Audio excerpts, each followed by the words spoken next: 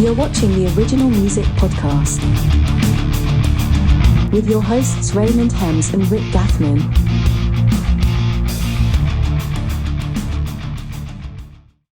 All right, here we go. Episode 18. Tonight we have the Tokyo Teens on. We've got Jimmy and Billy Hume. Welcome, guys. Good to see you. Nice to see you. Thank you. Good to be here. My name is Raymond Hems. This is Rick Gathman. Hey, fellas. We're just kind of, getting to know a lot of the talent around town, and I was happened to be on a bill with you guys, and prior to that I hadn't seen you, but I really thought that you had a really original, cool sound, and can you tell us how you came up with the sound, and what does Tokyo Teens, how you came up with that? What's the beginning of the band? How did you come up with it? Well, I had been in the tribute band world Oh, wow. For a while and done some other original things. We can get into that as well, Sure. but I just decided to do something for me. Yeah. So I spent some time writing a bunch of songs, putting some basic demos together, and I reached out to my old friend Billy Hume here. We had played together many years ago, back in the late 80s and through the early 90s. And he had a solid production and mixing career. So anyway, I reached out to him and wanted to see if he was interested in producing this, working this up with me. And he said yes. So, here we are today. That's the short, the short story. What year was it that you said this? That it was like, tribute bands, I'm done. I want to do my thing for me. Well, I started writing the demos around 2018, and then I think I reached out to Billy. Well, you reached out to me, and then we didn't. Kind of not much happened for like a while, but like we only really started working on the stuff like a couple years ago. Yeah, COVID was COVID involved. Wait. Yeah. Well, it was Thanksgiving of 2021. Oh, okay. That's when we started recording. Yeah. That's when we started recording. So, yeah. And, and that was fun. That was so much fun getting in here and grinding it out and hashing. Well, actually, it wasn't a grind. Tell him, Billy. It depends on who you're talking No, it to, was right? fun. Yes, it was fun. A lot of projects are like, you got to do research in the band. You got to get to know the band. Yeah. Then you have all these meetings like, well, what's your market and what are you trying to do? And all that. But with you and I, it's just kind of like we just have liked the same music for so long, and having been in bands in the past, it was just kind of like, this has like been the most thoughtless thing I've done in years, where I don't have to second guess anything, or I don't have to like refer to notes or like, oh wait, what's the parameters? We just kind of do what we want, and it kind of naturally works out. Yeah, that's true. Like it's crazy. Like it's just from day one, it was just like, oh, this is easy, which is, I always think, where the best music comes from, when you're not absolutely trying to. It should come out naturally, for sure. So, Jimmy, what was I'm just curious of what your tribute career was before you decided to go where you're at now. My most recent band was a Bon Jovi tribute called Slippery When Wet. Oh, okay. So we were the only authorized by John Bon Jovi himself tribute in the world. Yeah. So it was cool. I mean, we did about 14 cruises a year with Royal Caribbean Cruise Line. Yeah. And we were under contract with Hard Rock Resorts. So, that meant a lot of traveling, a nice paycheck. Yeah. What was your role in that band? Were you Excuse me? lead singer in that band, or? I was the bass player. Yeah. Okay. So, so the lead singer is Jason Morey. Yeah. Right. From Atlanta. And so I was basically a side guy, but every piece of that puzzle was equally important. Yeah. And I enjoyed it, but at the end of the day, if you're a creative type, then something like that's just not going to be 100% satisfying. That's right. And I actually know another bass player that was in that band. He's a good buddy of mine, and he left, I think, really for the same reason probably that you did. Yeah, he probably was the guy right after him, actually. It's highly possible. Yeah. They've had like 2 or 3 or 4 since I left. Yeah. Well, it's hard to find guys that can travel extensively. Well, yeah. And that are good players and that will, buy into, that catalog. You're essentially buying into a catalog when you submit to one of these projects. You're like, all right, I'm going to play Turn the Page because I'm in a Bob Seger tribute band. Yeah, I mean it's not a whole lot. I've toured nationally with well-known bands, and it's not much different than that. Yeah, and it's really not as glorious as people would think it is. Yeah, sure. I had never actually listened to or cared for Bon Jovi music at all. I just wanted to have a nice gig and see the world. Well, sure, absolutely. So you are a bass player as well, Jimmy? That's true. Yes. Okay. Yes. And typically, are you? I mean, bass rigs. We talk about gear sometimes on this podcast too. Like, I just bring this up because I'm amazed at how gear has changed from what you see in this room. We just had, like I said, 6 hours of rehearsal with 2 different bands, and I had in-ears in. There were no live speakers going on in the entire room. Everything is internal. In the bass world, I've been really impressed with the Tech 21 bass preamps, the Doug Pinnick, the Steve Harris, the Geddy Lee, all that stuff. It's just amazing sound right out of the box. When you record, are you doing anything like that? We just record direct, really. Yeah. Just into an Avalon, right? Or my like the Universal Audio 710, and hit it hard. Yeah. Pretty straight. Nothing really fancy. Yeah, we don't use a lot of special effects much on the bass guitar necessarily. Yeah, just with what we're doing, compression and go right. But it's No, I never compress going in. I compress after the fact. Yeah, post. Yeah, I'll be honest with you. I don't even compress all that much. I spend a lot of time making sure we're getting a performance a certain way, because the compression can be from your fingers. It just does something weird to the sound. So I spend a lot of time just distortion. I actually use distortion more than compression. Oh yeah, okay, yeah. I mean, we definitely aren't afraid of distortion around here either. So what's the sound? What's the go-to sound? If somebody asked you what kind of music do you play, what would be your go-to definition?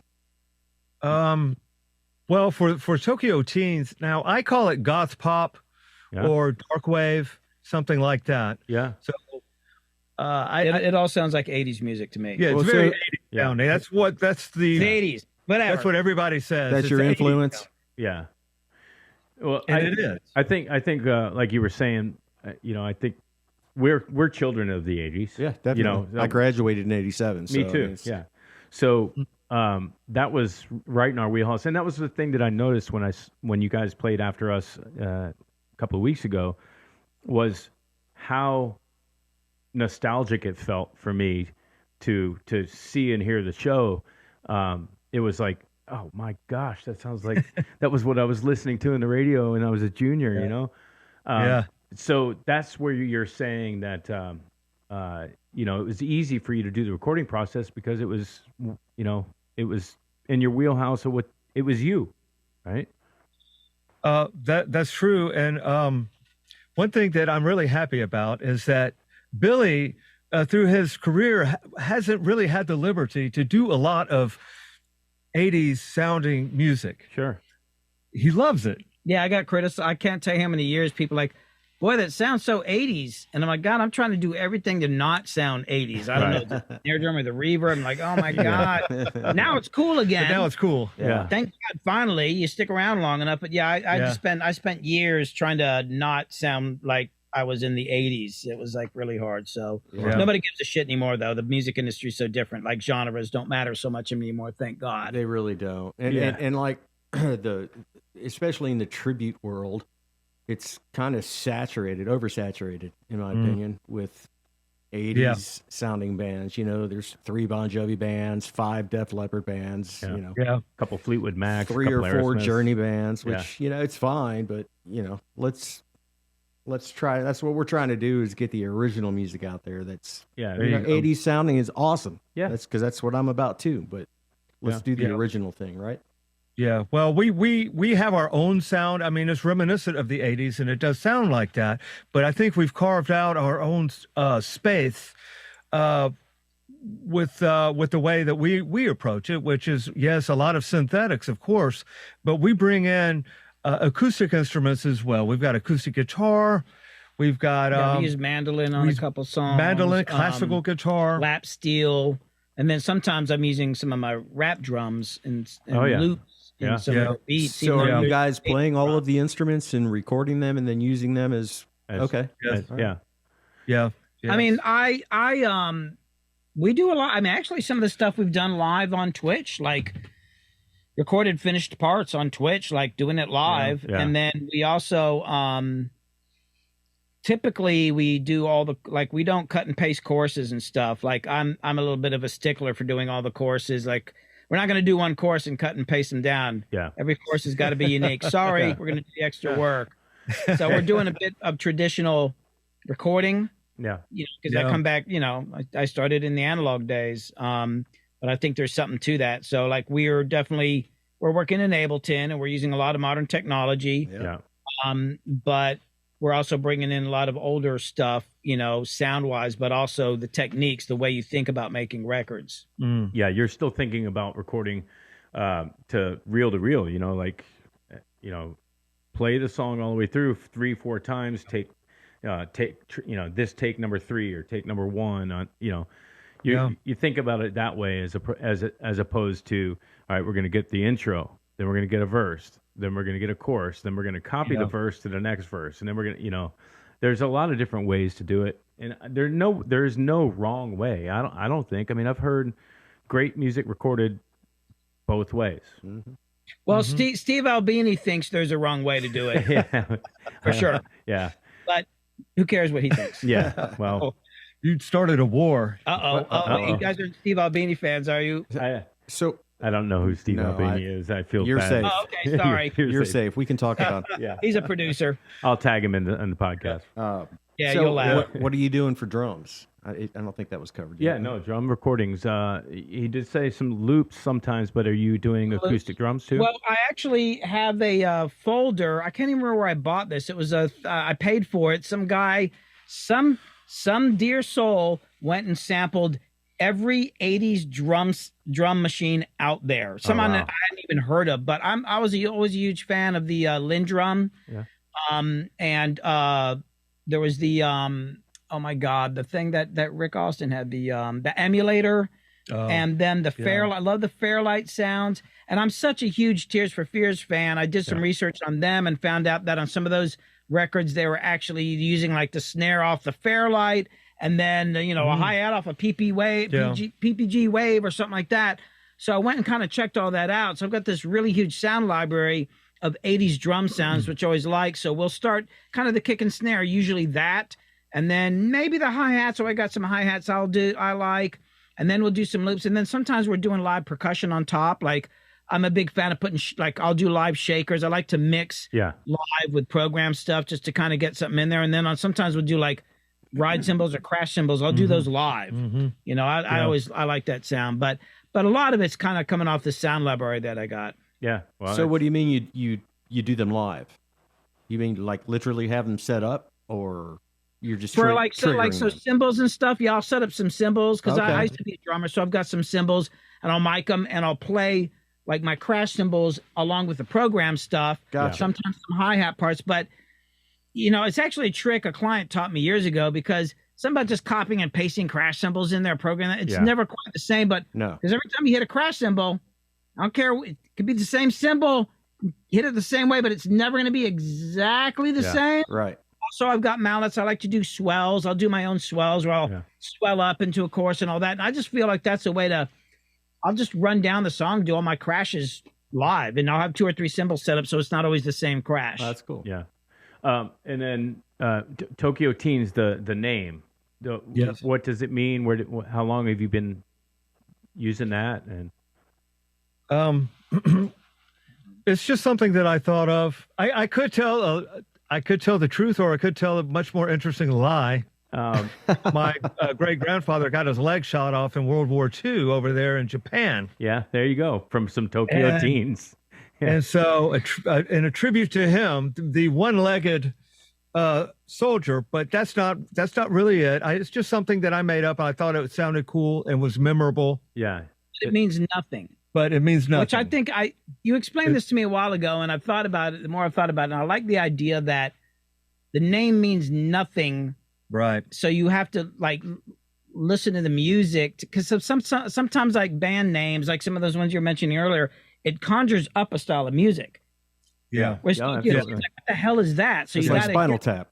You have to hear the music. So yeah, that's a really interesting way, because I always came up with stupid names that like my band, the Billy Humes. Everybody thought it was a blues band. Oh yeah, yeah. God, what is and I spent years trying to. No, I'm not a blues band. So yeah, I didn't want to do that. I wanted something that when you heard it, you automatically, if you had heard the music, you're thinking of the music. Yeah, right. Yeah. So, and I kind of like putting things together that don't necessarily belong together. I like how opposites can attract and often do, but we're putting things together that don't necessarily go together. And that's one thing I love about this sound that we've developed, because we're putting in elements that are from other families and we're coming together and we're creating our own sound. And I wanted to drop this in really quick. Yeah. This is a key component to what we're doing, and that is the lap steel with an EBow. Oh yeah. Hey, this guitar right here has an EBow built into it. I use it all the time. Yeah. What? Yeah. Oh, is it the thing? What is it, like electronic? It's not a thing with the spinny wheels, is it? No. It's a magnet. It's a magnet. It's an EBow that goes across all 6 strings, so I can play a chord and make it sustain. Oh my God! You can make it sustain until Thursday of next week. It's crazy. That's my secret weapon. I'll tell you off the air what it is in detail. Wow. Well, if you listen to Giza Is Gone at all, you'll hear it and know for a fact what you're listening to. Yeah. So it's weird how people don't know. I just got done working. I just finished a rock album, 14 freaking songs. A good band, but they had never heard of an EBow. Like, how can you not have heard of an EBow? Were they kids? They're like, it was our era. That came out in our era. That's what I'm saying. We're 80s guys. They're probably born in they were probably born in 88. Yeah. Well, no, 98. No, 98. That, I think. Yeah, but still, it's like, man, that's amazing. An EBow on the guitar. Yeah, I'll Hey, you know what I found yesterday and bought it for him? Actually, he's buying it off of me, but I knew what I was looking at. I worked in a music store for 12 years back in the day, and anyway, I found a Steinberger today or yesterday that I got for $200. It's a neck through body, like legit. Yeah. Oh, hold on, I got to show you something. Hold on. Break it out. What do you got? Wow, those they're still making those. I think they're like newer editions. Yeah, they are. Yeah, the one I got isn't. That's not what that is, though. It's not a Steinberger. It's actually cheap. I've seen those. Yeah. It's a the rail and the pickup slides, so you can change. Yeah, you can move it back and forth. That's cool. Yeah. Yep. I've seen those. It's actually, strangely enough, a long scale, which was great for me because I'm small. But the reason I like this is because I could go to gigs on my motorcycle. Yeah. Just backline the amp. But yeah, I mean, like, look at that. That is really What do you mean cool. it's long scale? Like it's a baritone? Huh? Well, it's a long scale bass. Oh, it's a bass. Yeah, long scale bass. And it's set up like a Steinberger, so you're tuning it down at the base. Tuning down here. Yeah, it's all right. It actually doesn't sound that great, but I was playing in a heavy metal band in the 90s, and I kind of rode my motorcycle because I was either playing in a heavy metal band, I was playing mandolin. I was in 5 bands. So I was trying to figure out how many gigs can I go to on my motorcycle. What kind of bike? This answer that question. What kind of bike do you ride? Are you a? I don't. Let me guess. All right.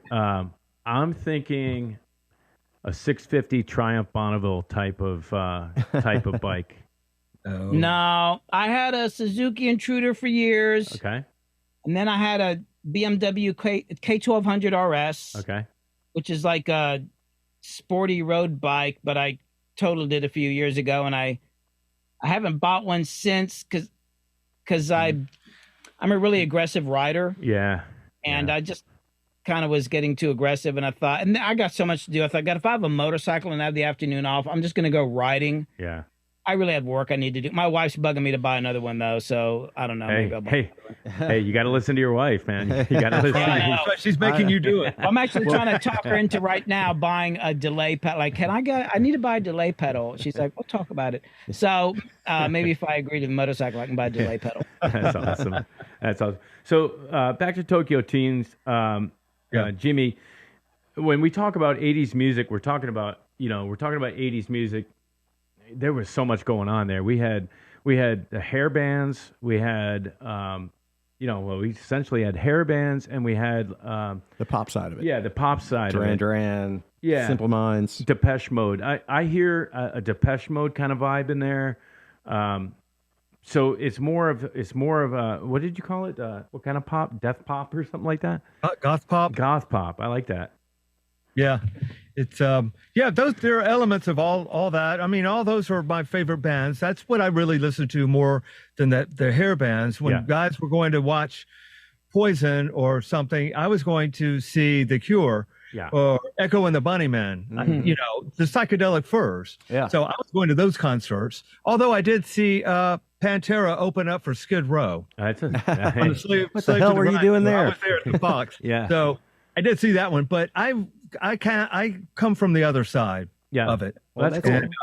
I was in a band. I was in a band in '98 that opened up for Missing Persons in Cincinnati, and that was that was one of my first surreal moments. Terry wasn't playing drums, but Dale was singing. Yeah. Well, Terry, I mean, we don't need to say anything about him. His legend, absolutely fantastic. Yeah. And Dale now she uses pickup musicians, I think. Yeah. But she's still out there. Hey. But they were fantastic. Oh, they were great. Yeah, I mean, they were on the top of the chart there in that era. Oh yeah. And so Jimmy, you obviously when did you first start playing music? Was it on bass or was it singing? How old were you when you first started? Probably, let's see, I picked up the acoustic probably at age 13, I think. And because my father was a guitar player. Oh, okay. So, and I would, watch him, and he got me going on the acoustic, and then I would play bluegrass with my dad and my grandfather. Cool. In the living room. And so getting those basic chord progressions down, those three chords. Yeah. But then they bought me I started playing on my father's Gibson Grabber bass guitar. Wow. Yes. And those things actually sounded horrible. Yeah.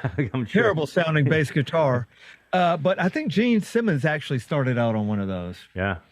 But anyway, but I started playing along on his bass guitar, and they bought me a Univox bass for my first bass guitar, and that's where the magic was, right there. Boom. And so I stayed with that, although I continued to play around on acoustic guitar and some electric guitar, but I started focusing on bass and really hit that heavy at age 15 and took off from there on it. And so you were 15. What and one of the questions we like to ask is, what was the name of your first band, the very first band? I've heard you ask this question to some of the other guys, and some of them maybe they didn't want to say. Yeah. But the name of my first band was Tempest. Oh, okay. Like the video game. It's remember that one? Yeah. Oh, that was a good video game too. Come on. And I saw there's a band out there called Tempest now that they're popping up every now and then. I thought, oh man. That's not great. My first band was called Jibber the Kibber. Jibber the Kibber. Jibber the Kibber. Was that like acid rock? It means nothing, right? Well, actually, it does mean something. Oh, of course it does. I had this huge dictionary, and I thought, here's how we're going to pick the name. I'm going to flip it, eyes closed, point down, and I actually ended up on Jibber the Kibber, what Jibber the Kibber means.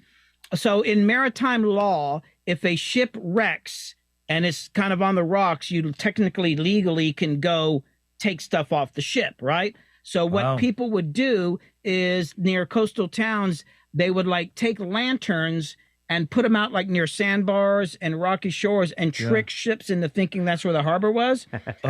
So they would come in and wreck. Wow, man. And then you'd go out there and raid the ship, and that was called Jibber the Kibber. Oh, the process of tricking a ship into wrecking and ripping it off was called Jibber the Kibber. That's pretty cool. That is really cool. I think I found my new gig. Yeah. Moved to Rhode Island. The hoist the Jolly Roger. Right. So you were saying bluegrass. So where did you grow up where bluegrass was the thing? Well, I'm originally from Atlanta. Oh, okay. And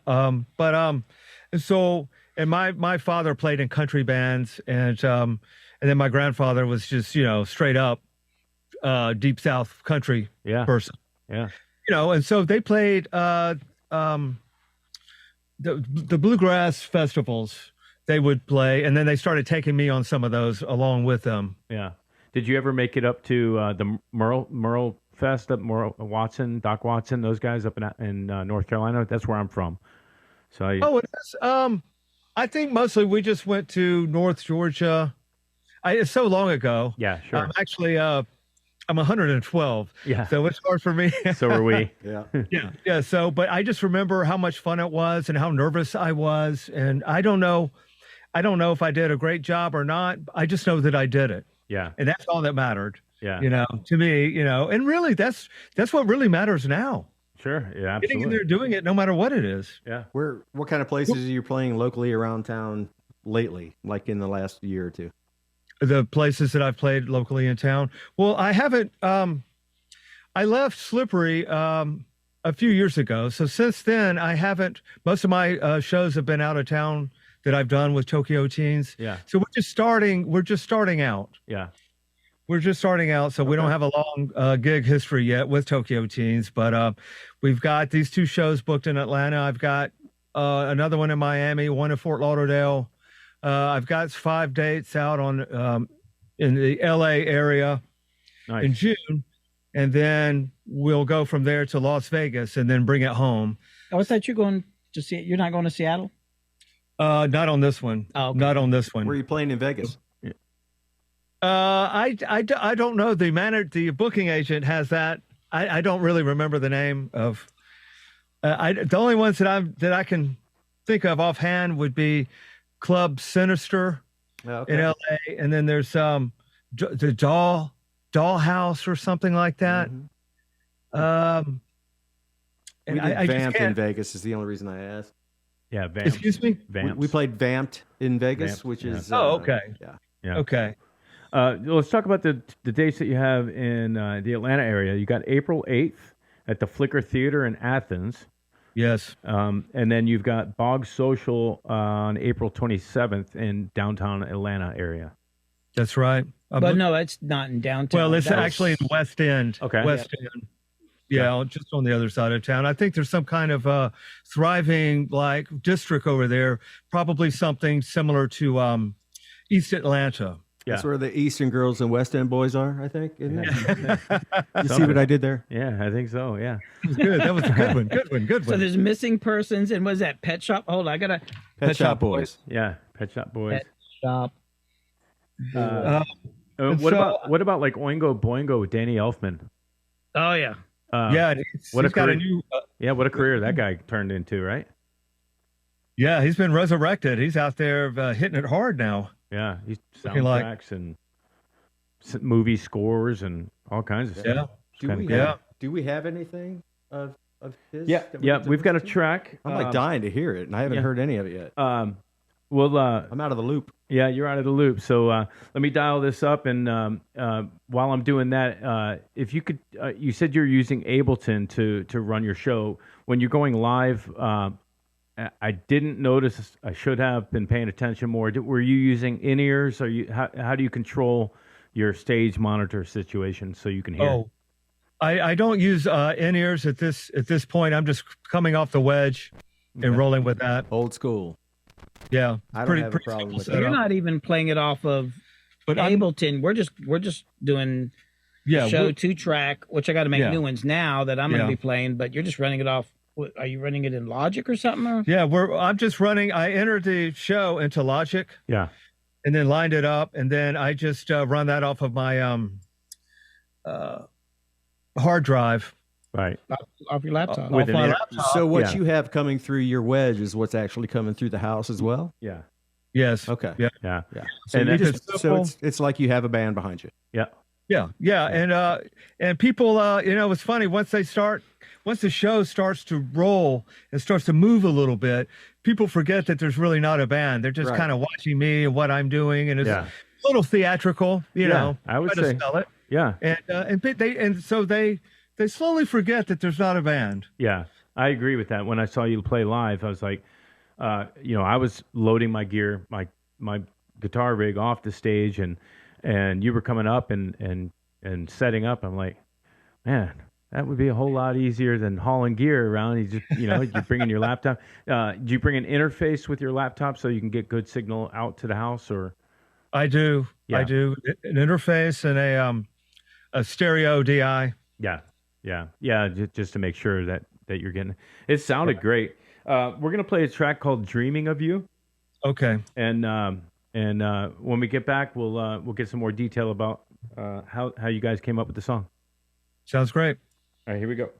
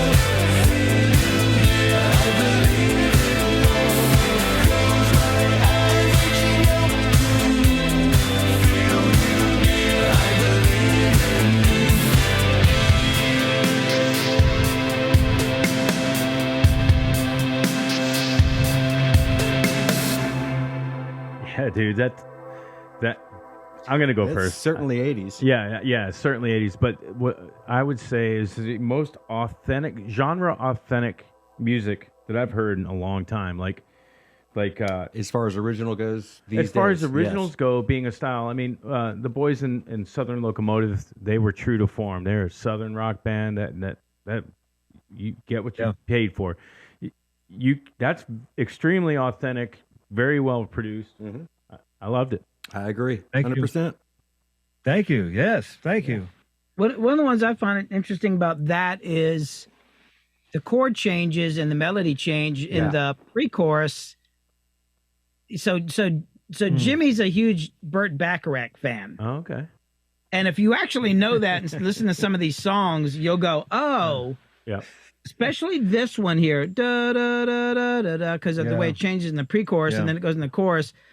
I would never think of something like that, but this is one of, and there's another one that's kind of like that, but this one I definitely hear your Burt Bacharach influences in there. Yes, I'm obsessed with Burt Bacharach, actually, although no one knows who he is hardly anymore. Yeah, but he was the man. I mean, if you don't know who Burt Bacharach is, you should Wikipedia. Did he die? Yeah, he died. He just passed away recently. Yeah, I mean, you should look at the discography of that guy and what he has written. It's everything from show tunes. So it's crazy. Let me ask you this: being as good as you are at what you do, and in the genre that you're into so deeply enough that you quit a national touring tribute band, why wouldn't you go with the obvious? Well, no, I guess it's not obvious. I know we do what's in our hearts. Yeah. Why wouldn't you start like a tribute 80s band of your choice, knowing the money that is out there to be made have already been in a tribute band? Does that make sense? You mean kind of transitioning, holding on, performing like Electric Avenue? I think you. Yeah. Okay. Yeah, exactly. Yeah. Like start up something like that. Yes, but not like covering all of it. Just picking a particular band that you know you're really good at, like who you just said you love, and going with that. I had thought about that actually, and make it just genre specific to this. Yeah, I hear what you're saying. Like, why didn't you have like a Depeche Mode cover band? Exactly. Yeah. And basically, it's probably because rounding up the musicians to do that. Yeah. And starting from scratch is just that just didn't sound interesting to me. Yeah. That's fair enough. Yeah. It's so much, as you guys know, to get three guys together. Yeah. I couldn't imagine 4 or 5, whatever it would take to get this thing up and going off the ground because that takes away focus from this. Yeah. And I just wanted to make a clean break, even though the money's nice, but I wanted to make a clean break in every way and focus on this solely, and focus on this alone.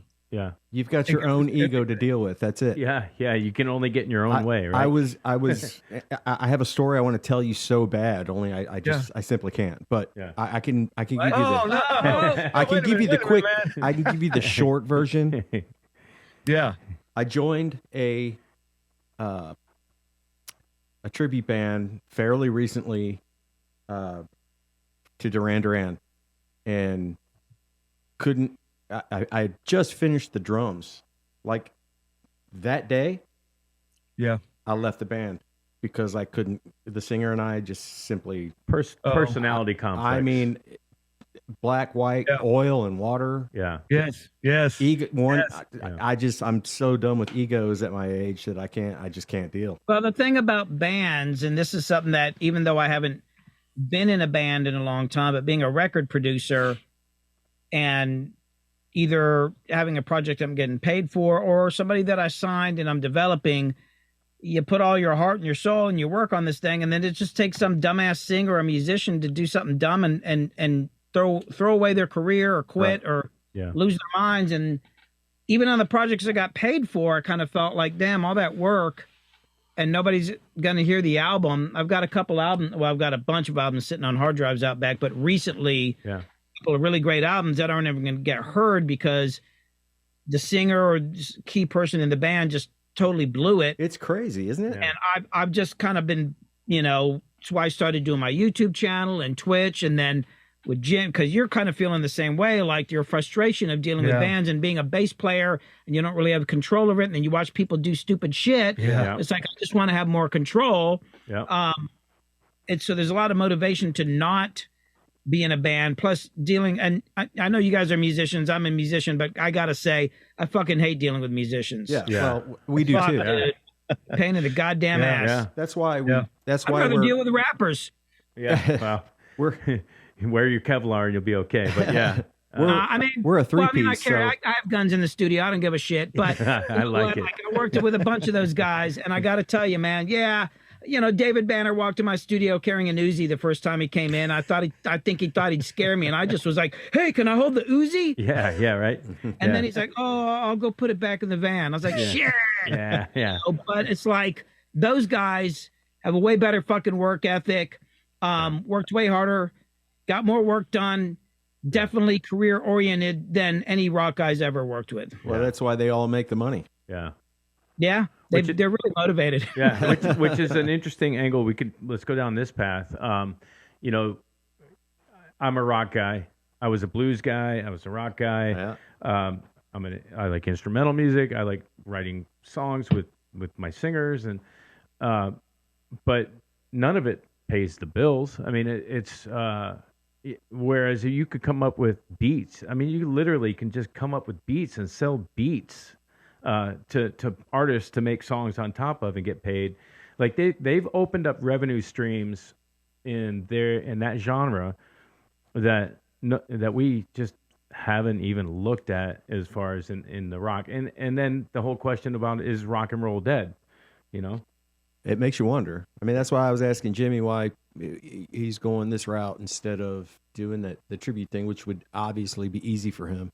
Yeah, you could kill it for sure, but I understand it's funny. And make more money probably than what you're making now doing what you're doing, although your music is worthy of it.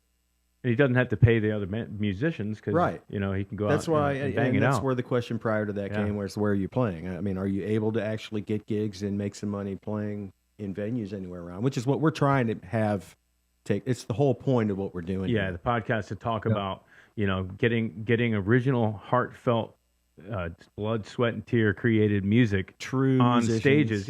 With pro level musicians on stages, but you got to knock off the Meatloaf tribute band to get on the stage. Right. Which it becomes very difficult. Well, and these are two different worlds that exist independently of one another, the cover band crowd and then the original crowd.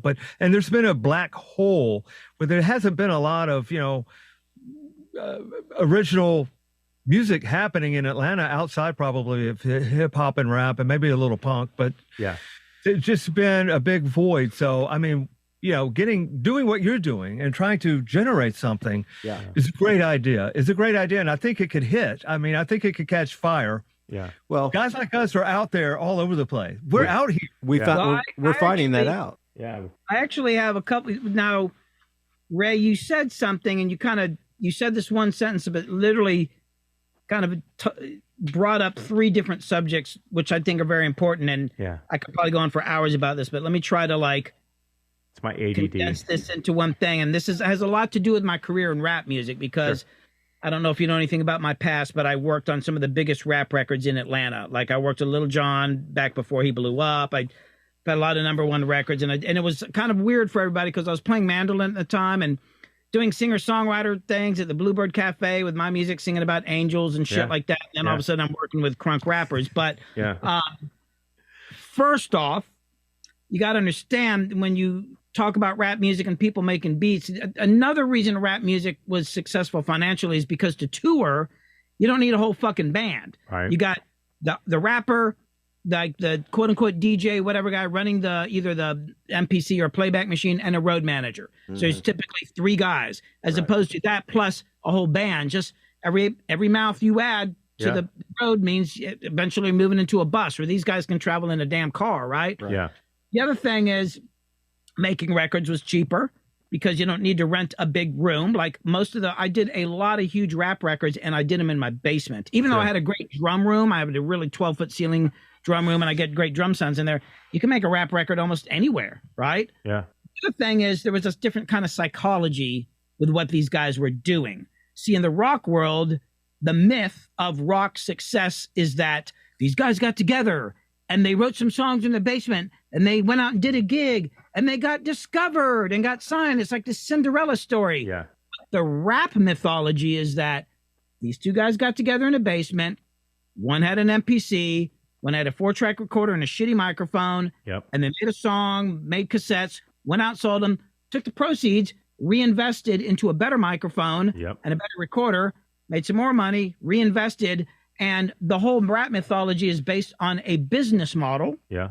Whereas the rock mythology is based on a pipe dream. Yeah, winning a lottery.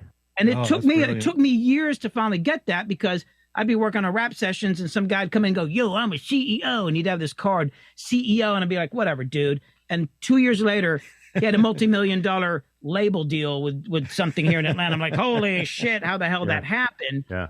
The other thing, if you want to think about making money as a rock band, it once again kind of comes back to the issue of how many people and literally just the logistics of gear, like a drum set and all that kind of stuff. It can be done, but it's going to come down to you got to be careful about how you market it, where you play. But I would also strongly suggest doing this live on Twitch, because my stepson's got a band called the Risky Biscuit Band, and they literally support themselves on Twitch. They do 3 streams a week, and steep learning curve, but they're a cover band. Yeah.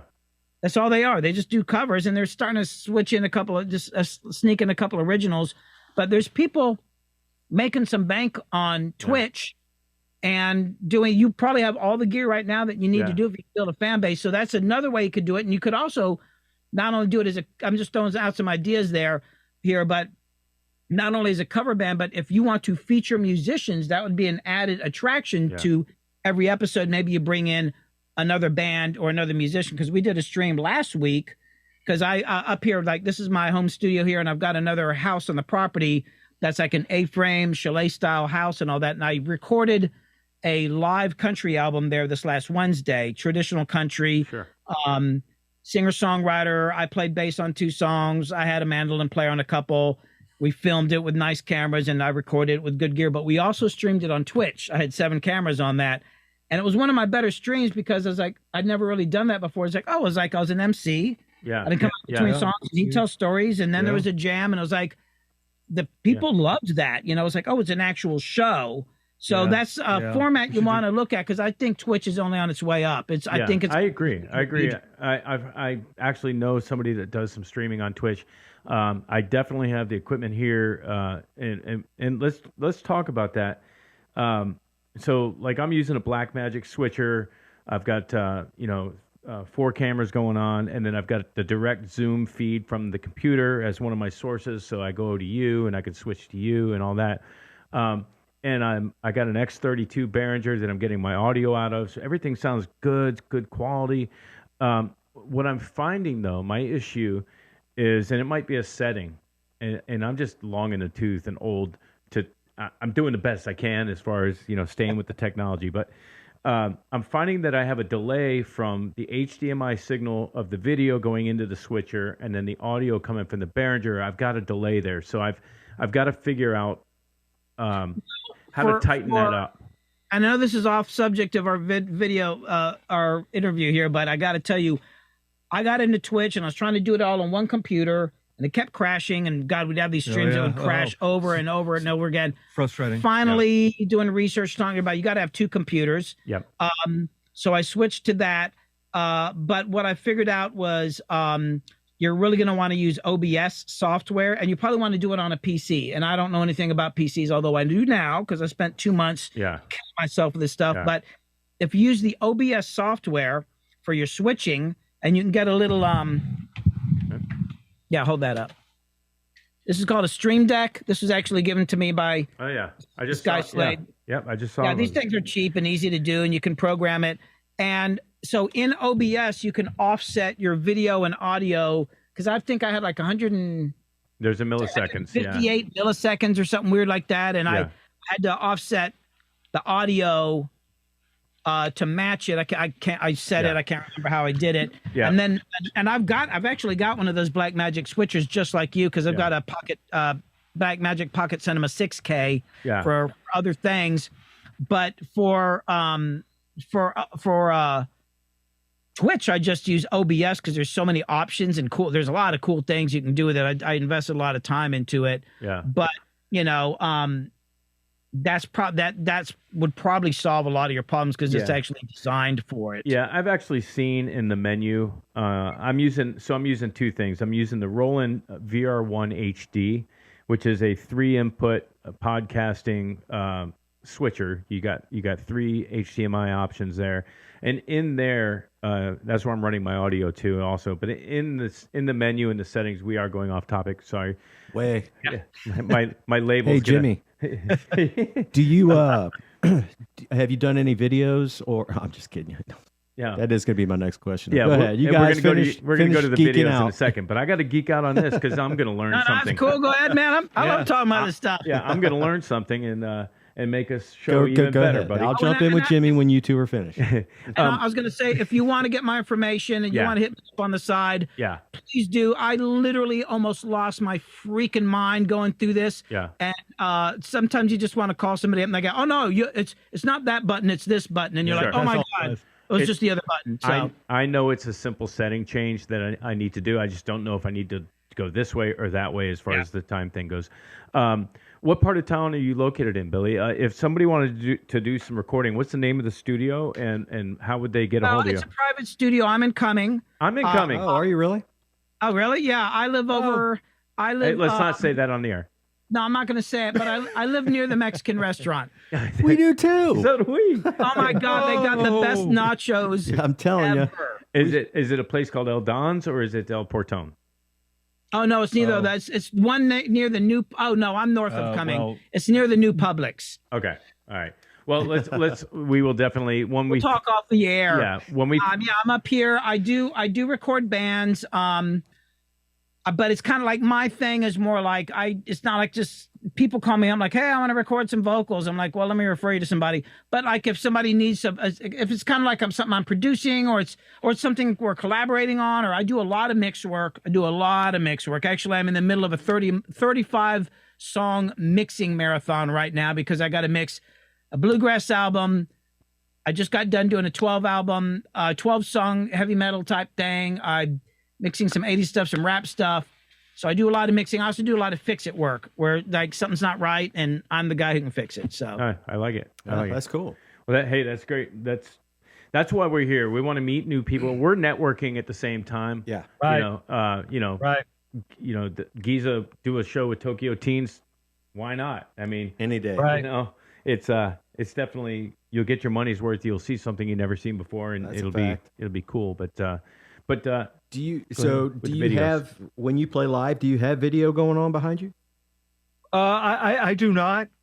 The plan is to whenever there's an LED board back there, yes, have some video playing. So you've got content. You just don't. You don't. But care. I'm not there. I'm not there yet. Gotcha. Yeah, this is really early. Like, yeah. So this is moving quicker than I thought it was going to. Jimmy's like, hey, I got some shows. I'm like, whatever. Yeah. The next thing is we're doing interviews. I'm like, what? Yeah. And that's good. So rather quickly. So you don't have any videos finished or that you've done for? I saw a video. Oh, okay. You do. Yeah, it's got 2 on YouTube. Yes, I've got 2. All right. 2 music videos, and then there's a documentary that Billy shot and produced called In the Studio with Billy Hume and Tokyo Teens. That's on my YouTube channel. And that's on his YouTube channel, and it's also linked in my Instagram. And it's about basically making the EP. Yeah. It was mostly about that one song, wasn't it? Well, yeah, mostly working on hurts. That one song hurts so much. Yeah, hurts so much, it hurts too much. Hurts too much. That's the title track. It's really focused on recording that, but it's just an introduction to what we're doing here. Gotcha. It's a beautiful documentary. So we have that, and then there's a couple of other podcast interviews and some other things that are in the linked. Some of it's on Billy's YouTube, and then all of it's linked in my my link tree, which is in my Instagram profile. Okay. Gotcha. And that's the Tokyo Teens Instagram. What is it official? It's the Tokyo Teens. The Tokyo Teens. Okay. The Tokyo Teens. And there's I have a presence on Facebook as well. So and all that is kind of linked together. You go one place and you can find the rest of it. Yeah. If this was already asked, I apologize. But how long of a show are you able to do? Like how many songs do you have ready to go on for one show? Right now, I'm at about a 45-minute show. Okay. And I've seldom would I have to go over that at this point. Yeah. But I've got I've got a couple of headlining shows coming up where I'm going to need a little more material. Mm-hmm. So we'll put that together and put that out, and then I'll be good to go for a little while. That's cool. Yeah. Definitely. Yeah, it just takes time to, I started off the Giza is Gone thing. I've been in Hope's Anchor for 15 years, but I started the Giza is Gone thing in 2020. Like the day they said we're locking down, I said, I'm getting busy. So I started working on putting this thing together. And I put together a 35-minute show. I was all proud of myself. And next thing you know, Michael and Rick learned the material so fast. I'm like, oh no. It wasn't because it was easy, believe me. Yeah, no, they're gonna lose interest. I was worried about them losing interest, so I was like, okay, boom, I need the second side of the show. So we're at 90 minutes now. We have a 90-minute show. Nice. If I am not one of those guys with friends to hold back what I've learned about putting together my show and how I do it. I think there's some things that we do in Giza that would work beautifully with the direction you're headed as far as, using Ableton or something like that live and triggering lights and all that stuff. Are you guys in town on the 21st, April 21st? April? Yeah. Yes, I know that I am. Okay. We're doing. Normally we're doing things like Mad Life and 37 Main, those type of venues. But some friends of ours that were on the podcast say, "Hey, we have a spot at the Sweetwater Bar and Grill in Lawrenceville. You guys want to play?"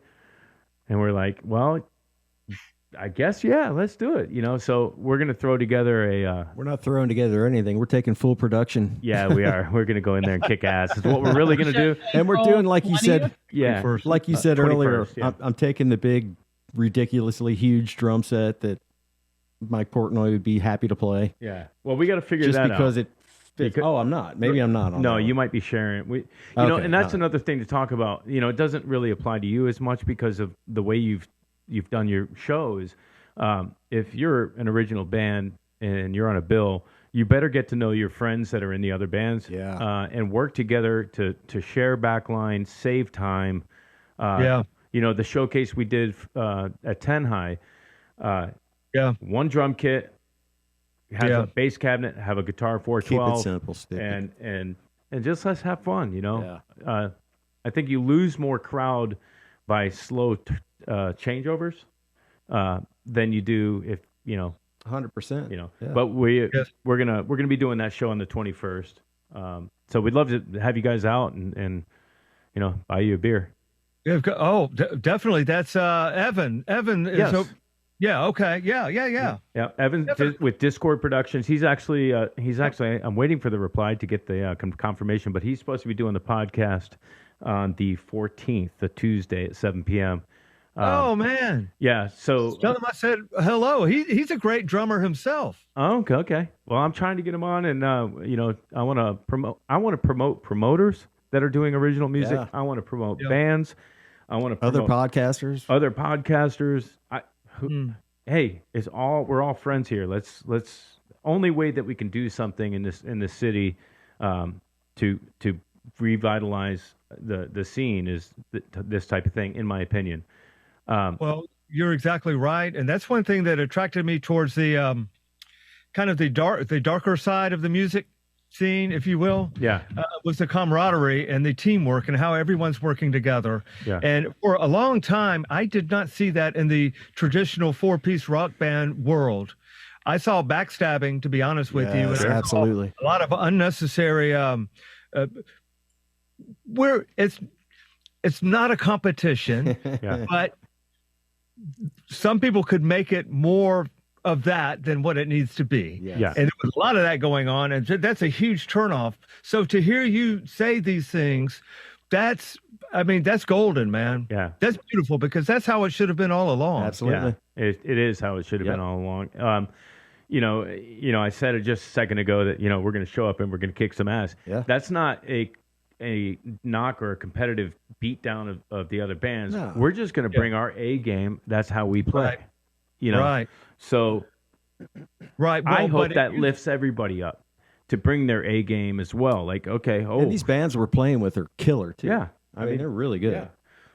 Yeah. Yes, you're right. It is lifting one another up, because you want to do your best, but you also want the other guys to go out and kill it as well. Yeah. You know what I mean? It makes you better. It's funny. I can refer back to something Billy said earlier when he was talking about how we don't do cutting and pasting. Yeah. And we go through, and you know what? And I want to touch on that, because that makes everyone involved better. Yeah. I know for a fact that it's made me a better singer. Yeah.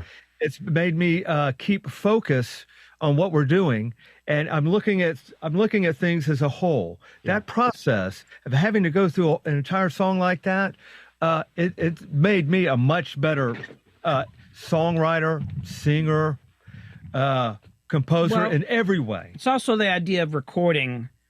So when you record, so like if you're rehearsing, even if you're recording in rehearsals, it's not always the greatest recording in the world, but going out and doing gigs and all that, that's cool. But when you record and you keep hearing it back, oh, let me hear that take, let me hear that. It's this constant magnifying glass on what you're doing. You might think that was a good take because maybe you felt a certain way, but you listen to it and you go, eh. Yeah.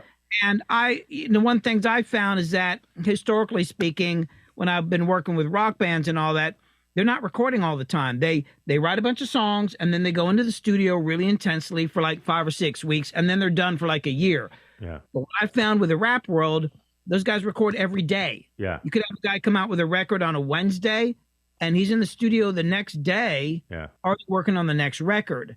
And that's something that I found that, and I try to get my clients to do, like, let's record all, and that's what, we just keep recording. Yeah. Like, the album's done. Well, we'll just keep recording, because when you keep recording, it draws this kind of like microscope on your art and what you're doing, and makes you really, it's a different way of thinking about it, and makes you focus on your performance and your skill a lot more.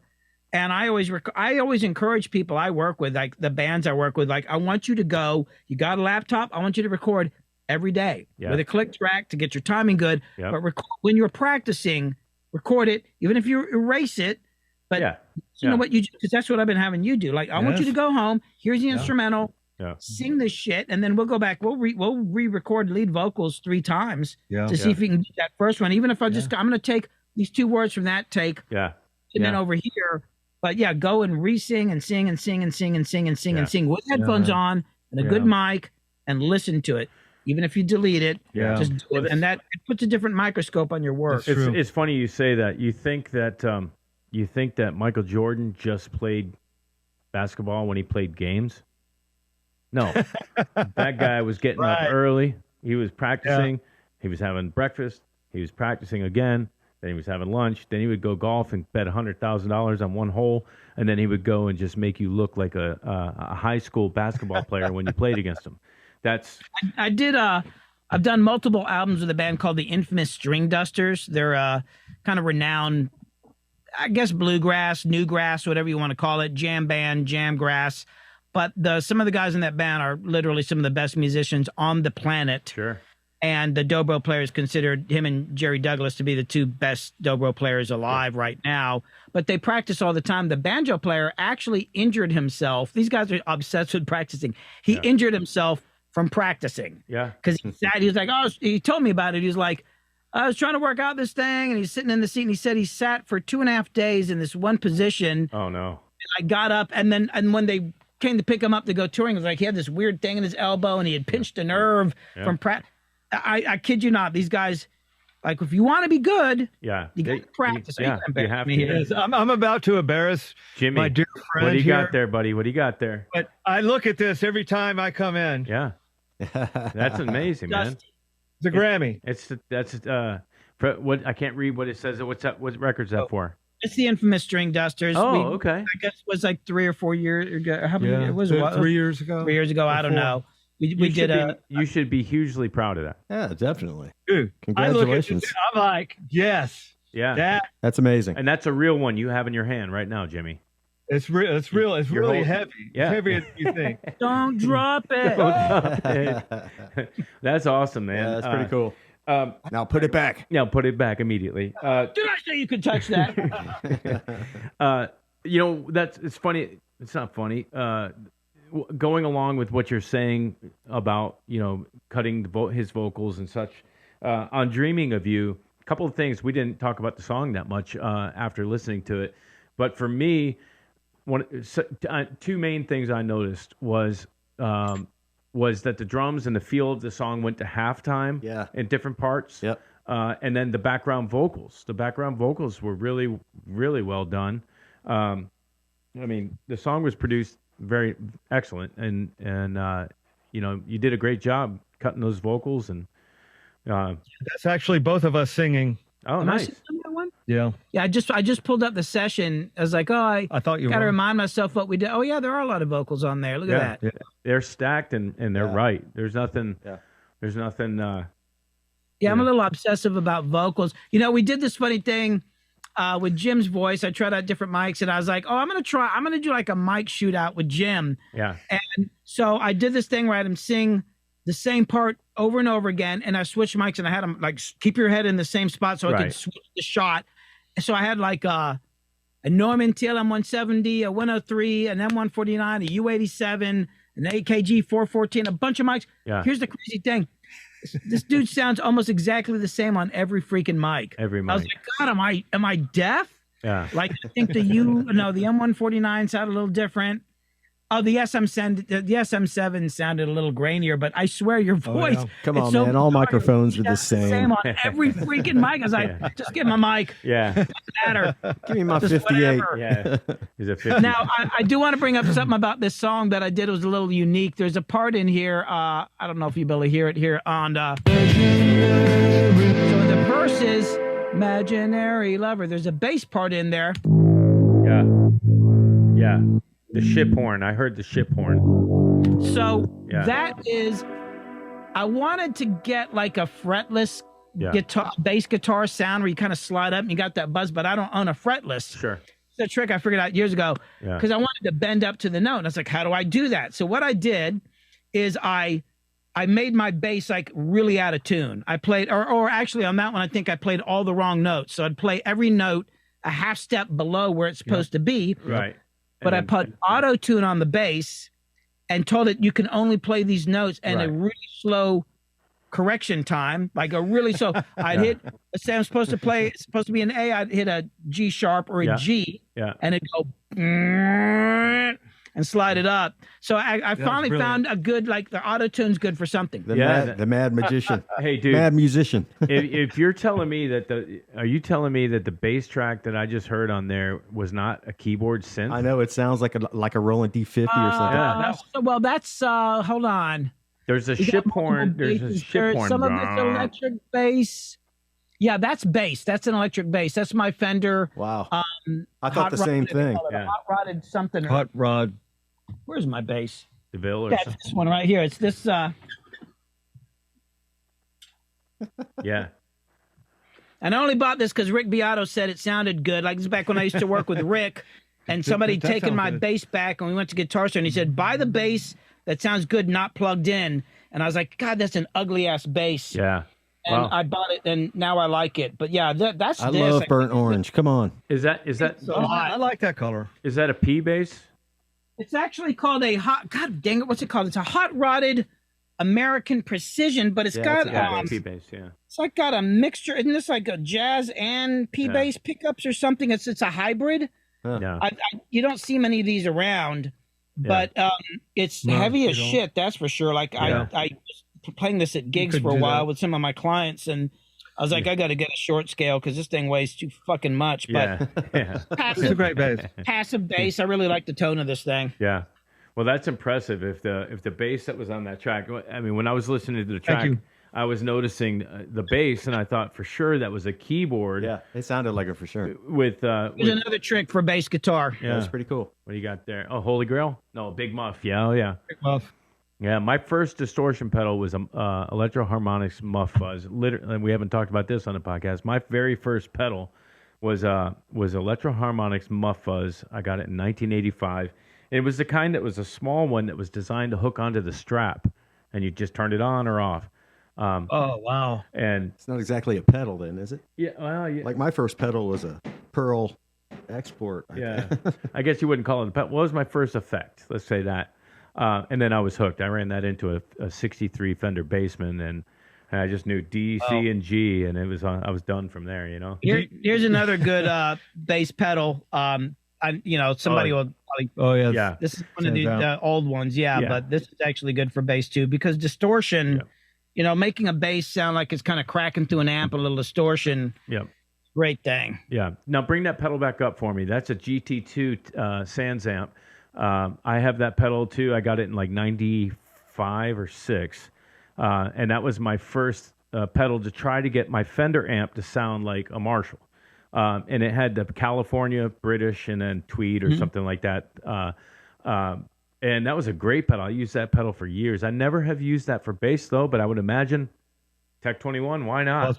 It's a trick. A lot of mixers. I got into it because of mixing. Yeah. There's a plug-in too, and it's not the same. The knobs are not called the same thing, but there's a Sans amp plug-in for bass. But the funny thing is there was a band in town called the Tender Idols that David Cobb, the producer, was in for a while. Yeah. And it was like a Brit rock band in the 90s. And I remember like David Cobb's, obsessed with like, quality, like vintage gear and all that. So they spent all this time getting the bass through this, all this special gear. And then they had, I think, Jack Joseph Puig mix it, who's a huge mixer. Oh, yeah. And he doesn't let people in the control room when he's mixing, but he let the band come in and like, oh my God, the bass sounds amazing. What did you do? And he's like, Sans amp. And they were pissed because it's just this pedal. Yeah. So, I guess they expected something else. But I tell you what, just adding distortion to bass. Yeah. I mean, you got to do some EQ afterwards, but that to me in a lot of ways does better than compression, because that distortion is going to kind of compress it in a way, but it controls it.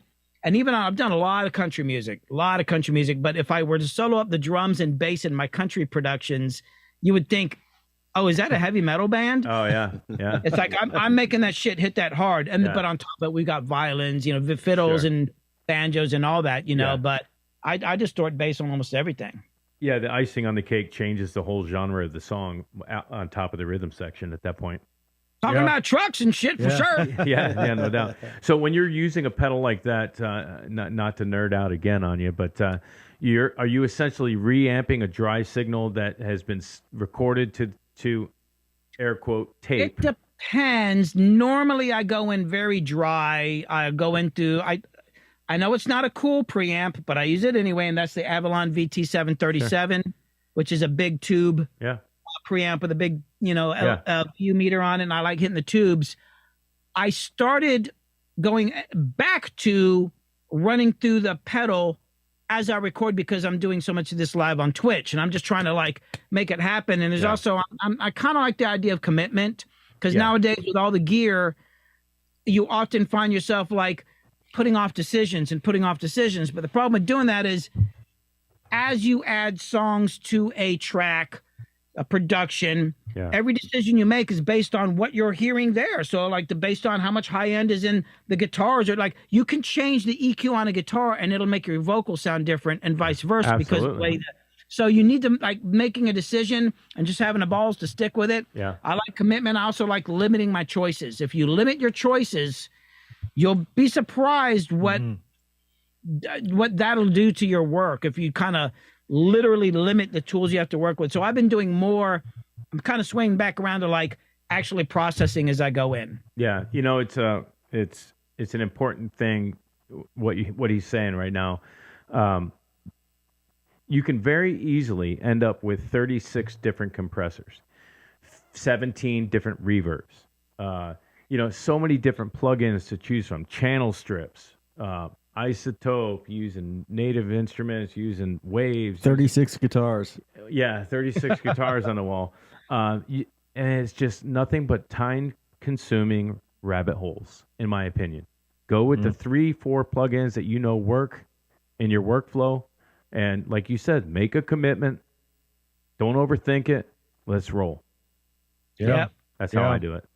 Yeah. And at the end of the day, it kind of really comes down to performance, composition, and just make something cool. Like make something cool. I mean, if you go back and listen to, say, the Eagles from the 70s, like when they're having those massive hits, and you A/B those records against other records at the time, you go, oh, Eagles records kind of sound like shit. Yeah. They're not really that great at sounding records, but the vocal performances, songwriting, the vibe of this, the band and all that are so good. You don't actually, I've had a couple recordings I've done that did a lot for my career that technically don't sound good. Yeah. But we had such great performances in them. Yeah. And the songwriting was really good that nobody ever thought like, oh, that's a crappy guitar sound, you know? No, it just sounded, the vibe was cool. Like, oh, it was a crate amp with a Japanese cheap guitar. Nobody noticed. Nobody cares. Yeah. The vibe is good. So I mean, obviously I tweak out on sound and I'm getting into all that, but at the end, I really kind of spent a lot of time making sure we got good lyrics, good melody, the tempo's right. Performance and it sounded like I had you re-sing shit. Yeah, and the percussion. I want you to come back and sing it this time. We're gonna do and this tone, but I want you to think about little mice running around. So little mice. But the drum track, the drum track though also was there. I mean, it sounded good. Yeah, I mean, it was genre specific, done well. Oh yeah. So it's interesting from when I'm doing stuff, you know what? Sorry to interrupt you. Mm-hmm. This is that song where the verse was not working. And you came in on the drums and you went, why don't you go, and I'm just thinking, that's a stupid idea. I remember that. Well, actually, but it's amazing how often when some idiot comes in with hold on now. He's half of the rhythm section. How are you going to call him? I'll just do it to amuse him. And then it's like, oh my God, that was a really good idea. But that was that song because at first I wasn't quite grooving. I actually remember being pissed off at you. He's like, fuck. He's good. Like, fuck. Okay. All right. We'll try it. And it was like, oh shit, that's really good. But that was your idea. Like really kind of weird drum beat. And it didn't make any fucking sense. Billy, just so you know that it is now on tape and record that you're giving him a compliment.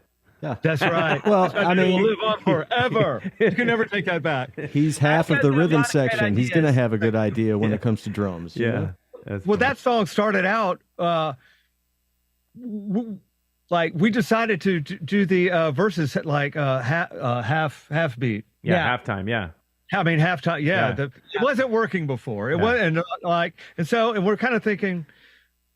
I mean, it's got some changes have to be made. So those verses go halftime, and then we've got that little Motown. Oh yeah, because the pre-chorus. Yeah, the pre-chorus changes. Like Burt Bacharach, but the pre-chorus I was inspired by. Be my baby, my little baby, be my baby by the Ronettes. Yes, because it's boom, boom, boom, cha, boom, boom, boom, kra, which is the Brilliant. They're in the other room. The castanet. Oh, I heard those. I heard those. I have a little castanet. I can't play the castanets. I built a little rig so I can play them like this. Yeah. That pre-chorus is a total rip-off of the rhythm section from the Ronettes. Yeah. Hey, we've talked about this on the podcast a couple of times. It's like it is almost impossible for us to write anything that's totally original. At this point, 2023, they've been writing music since 1500s, and Mozart. What was the neoclassical era and all that? How far did we go back? All right, let's go way back there. What was the first transcribed and written? 1500s, right? Yeah. We go out. Yeah, we can go all the way back there. I mean, everything's been written. Yeah, but the thing that's interesting is like, and I. Thanks for the compliment, by the way, that genre specific, then we're really sticking to it. The weird thing is we're not even trying. Yeah. Like we're so, that's what's crazy about it. We're not even trying. But I will say this, I mentioned I'm working on this other project with this guy named Slade, and Jimmy's been on some of these streams because we'll do the songs on the stream. He's like 22 years old. Mm-hmm. And I don't even, I seriously can't, because for years I've been making music. We're kind of redoing stuff, and obviously we're not necessarily inventing the wheel here, but I cannot tell you what that genre. I don't know what the hell that music is, because we're co-writing. I mean, he writes most of it, but I'm co-writing on it. Yeah. I have no idea what that music is. Yeah. I have no idea. I don't even know how to begin describe it. That's an awesome thing. It's first time I've been surprised in 20. Hey, let's get him on the podcast. He can definitely. He can tell us. He can tell us about it. Maybe we can get him and then Jimmy back on. That way we can get a word in edgewise. That's funny. We geek out on gear the whole time. Yeah, we are gearheads. Sorry, I'm just teasing. No, I mean, it's I never would have thought that I would have found myself. Having to learn, how to stream and how to do camera angle, stuff.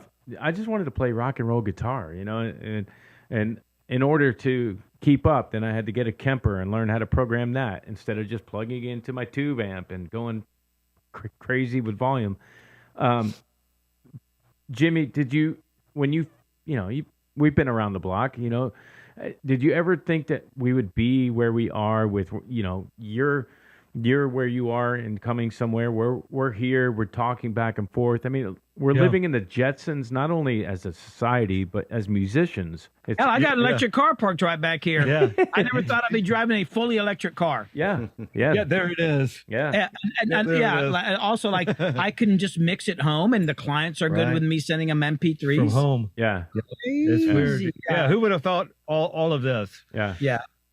I mean, that's the only reason I didn't start on this earlier, because the technology's been around for a minute, I guess.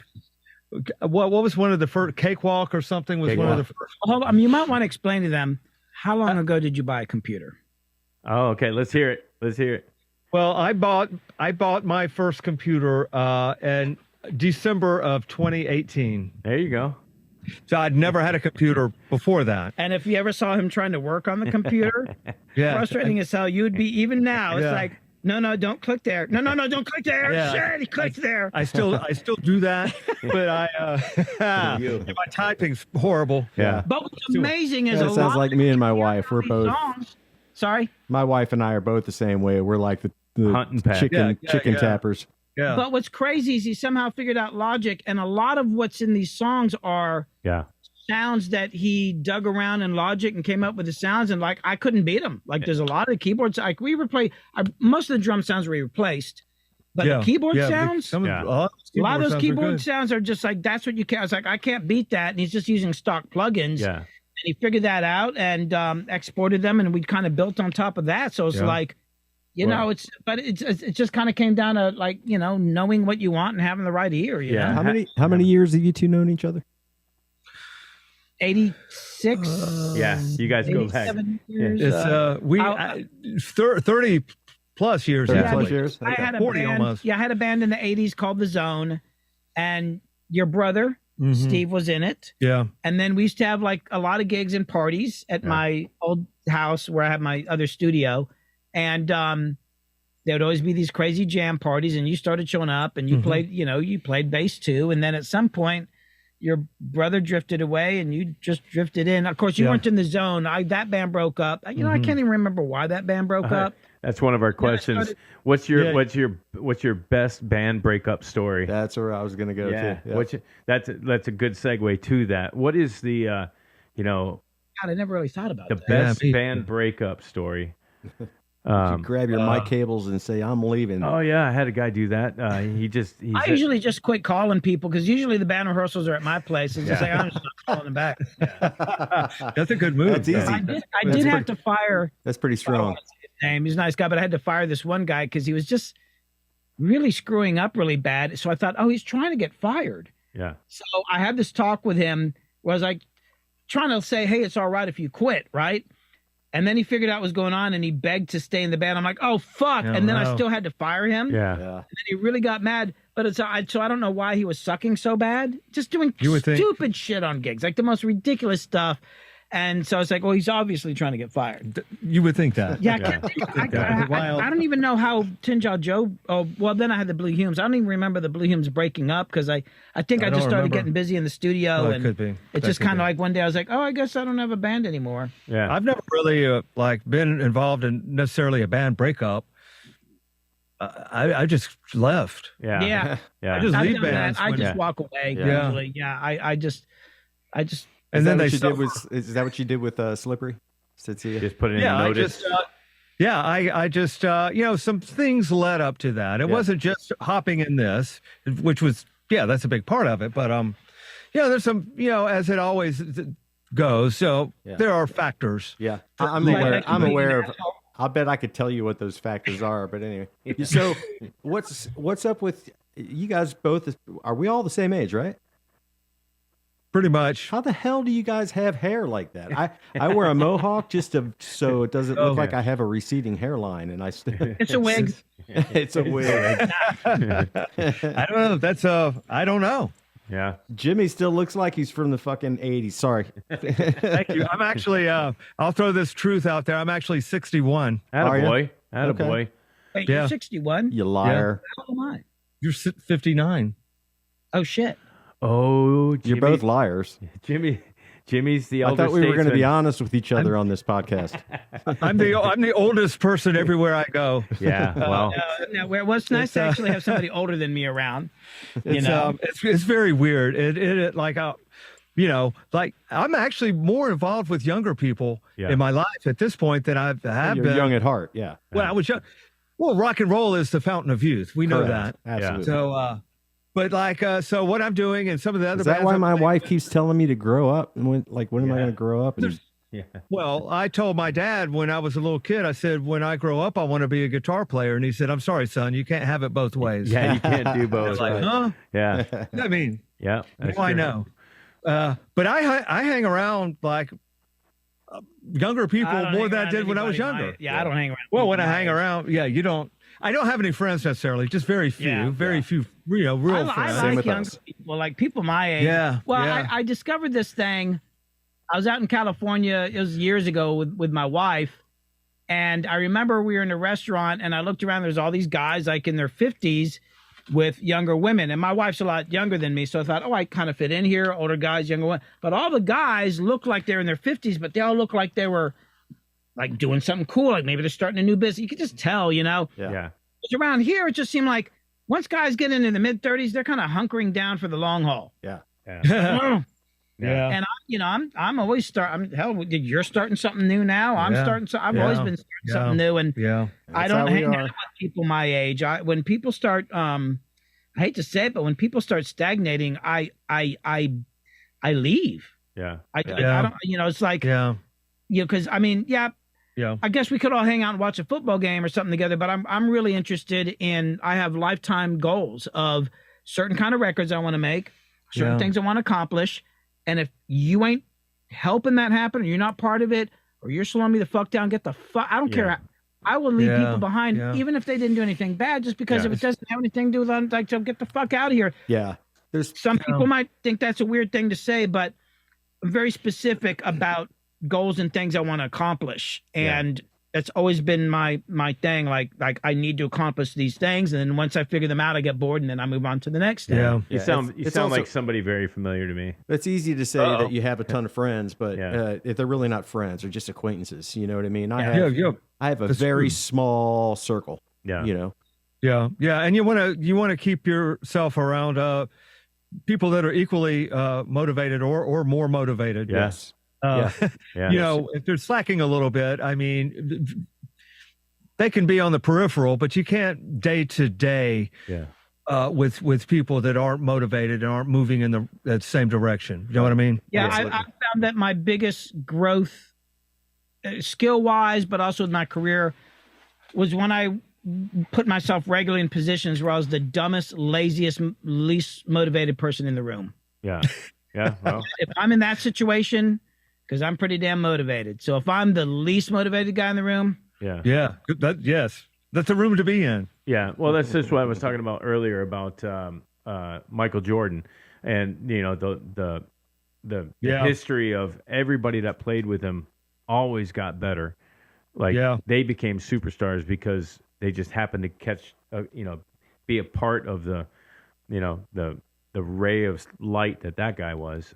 That's a great example. That is a very good thing to do, is always don't be the best player in your band. Get guys in that are going to push you and somebody to learn from, and always try to be a sponge and listen to what people are saying and take their advice, take their criticism. Yeah, you got to listen. You got to put the ego to the side. Yeah.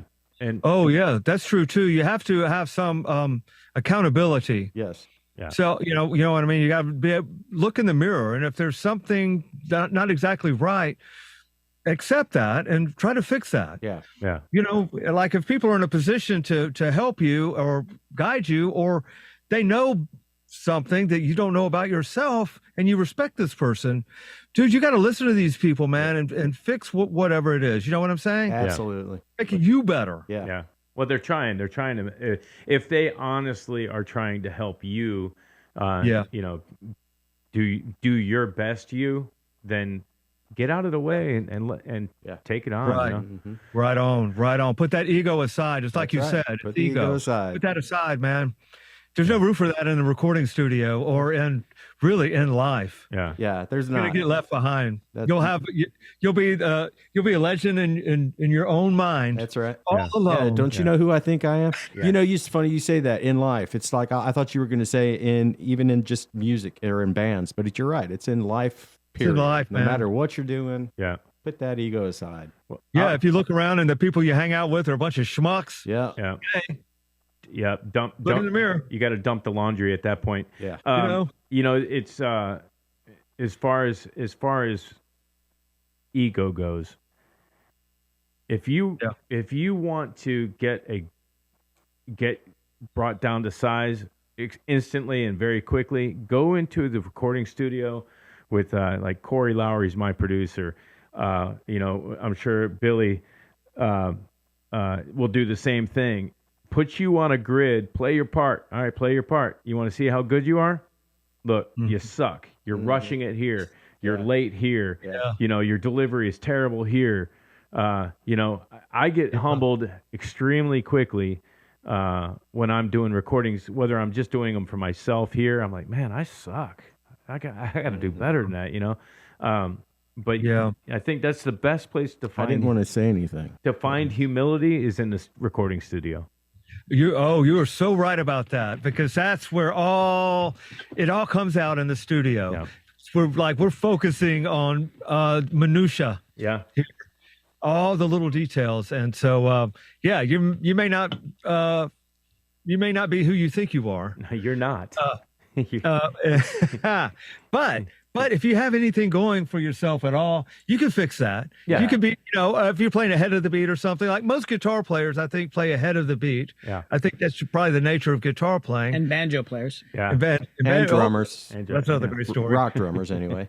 And but if you can correct that, then it's cool. Yeah. You're all good. You know what I mean? But it does expose things. Yeah.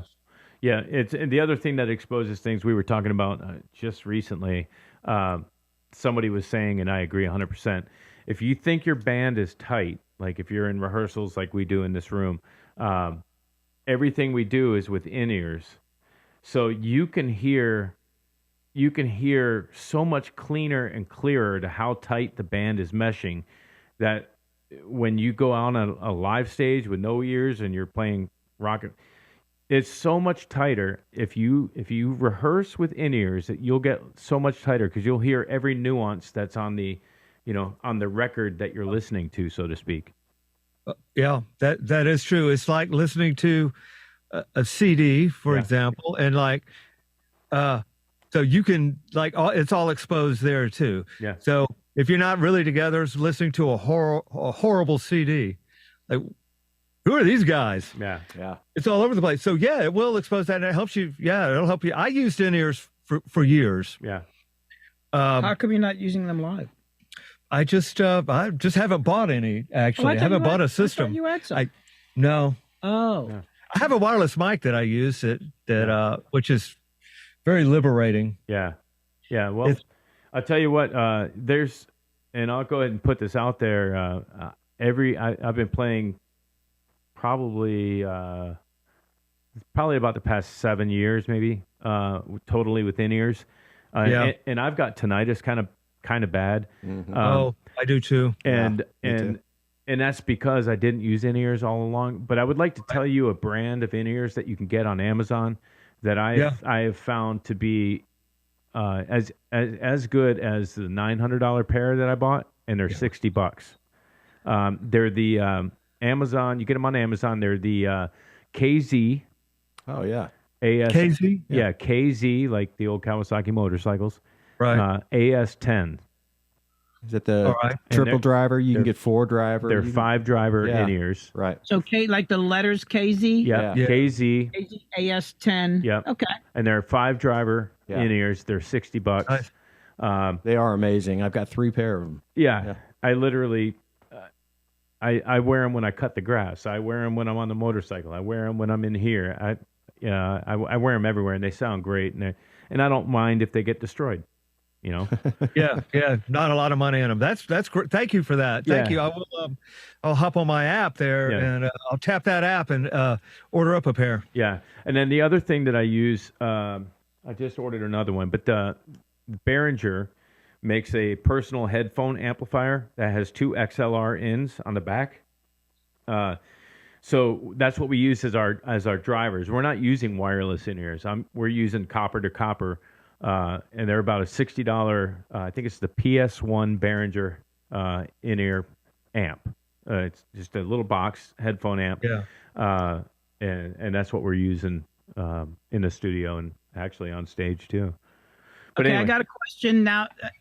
Since I gave you some advice, now you got to give me some advice. Totally off topic here, but so now that I'm going to start doing gigs with Jim, I started like, I got to, get the amp ready and all that. So it's like, okay, I got a chorus pedal around here somewhere. I found a chorus pedal. Yeah.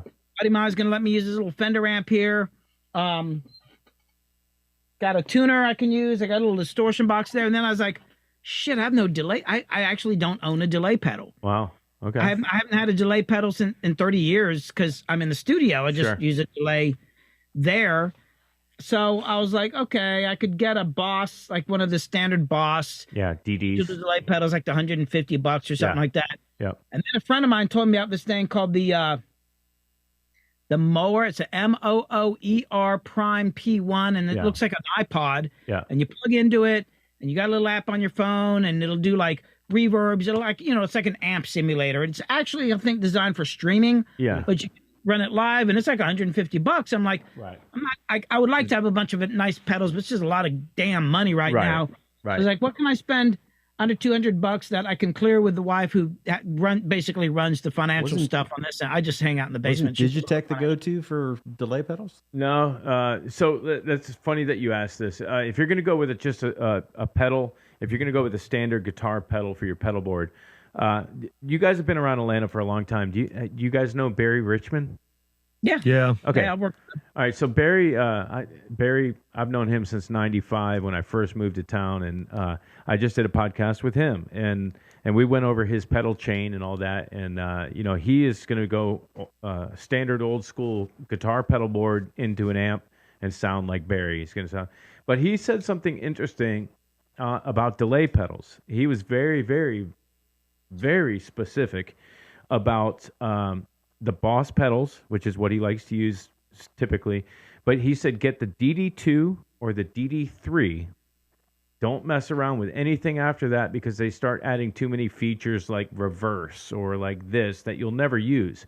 If you want just a bare bones, great bulletproof delay pedal, get the DD2 or the DD3. That's point one. Yeah. Now point two.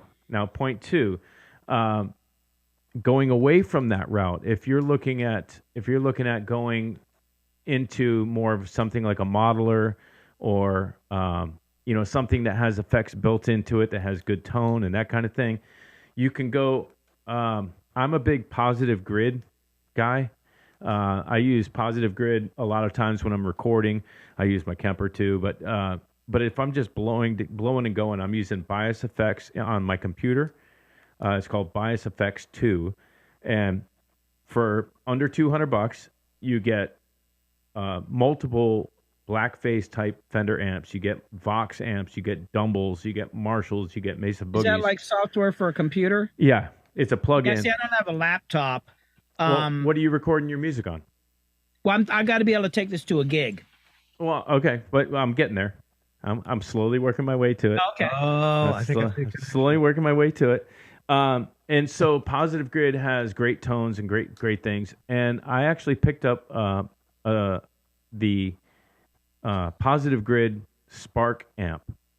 It's a small little 40-watt small little amp that has.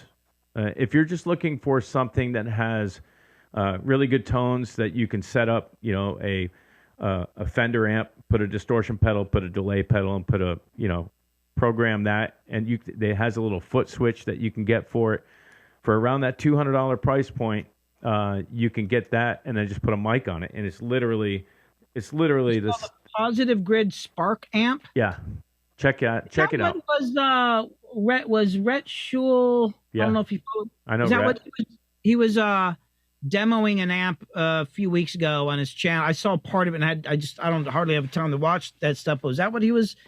That sounds like what he was demoing. Yeah, I'm not sure what he was doing, but that sounds like something he would do. The other option is the Boss Katana amp that has kind of everything built in. I saw Neil Blade play live that night that we played at 10 High, and he literally had this little lunchbox looking amp, and it shredded. It sounded great. Put a mic on it and go. But Boss Katana amp, Katana. Yep. Exactly. Because I actually needed to figure this out tonight. Convince my wife that this is worthwhile. Yeah. And then order it, and hopefully it'll be in by Friday because our gig's on Saturday. There you go. I only got to play on 4 songs, so you got to learn how to use it too. But he'll do it. He'll do it. He can do it. Yeah. Yeah, I can stay up all night. Yeah. It just suddenly hit me because I've been gigging out live with some of my clients playing bass. Yeah.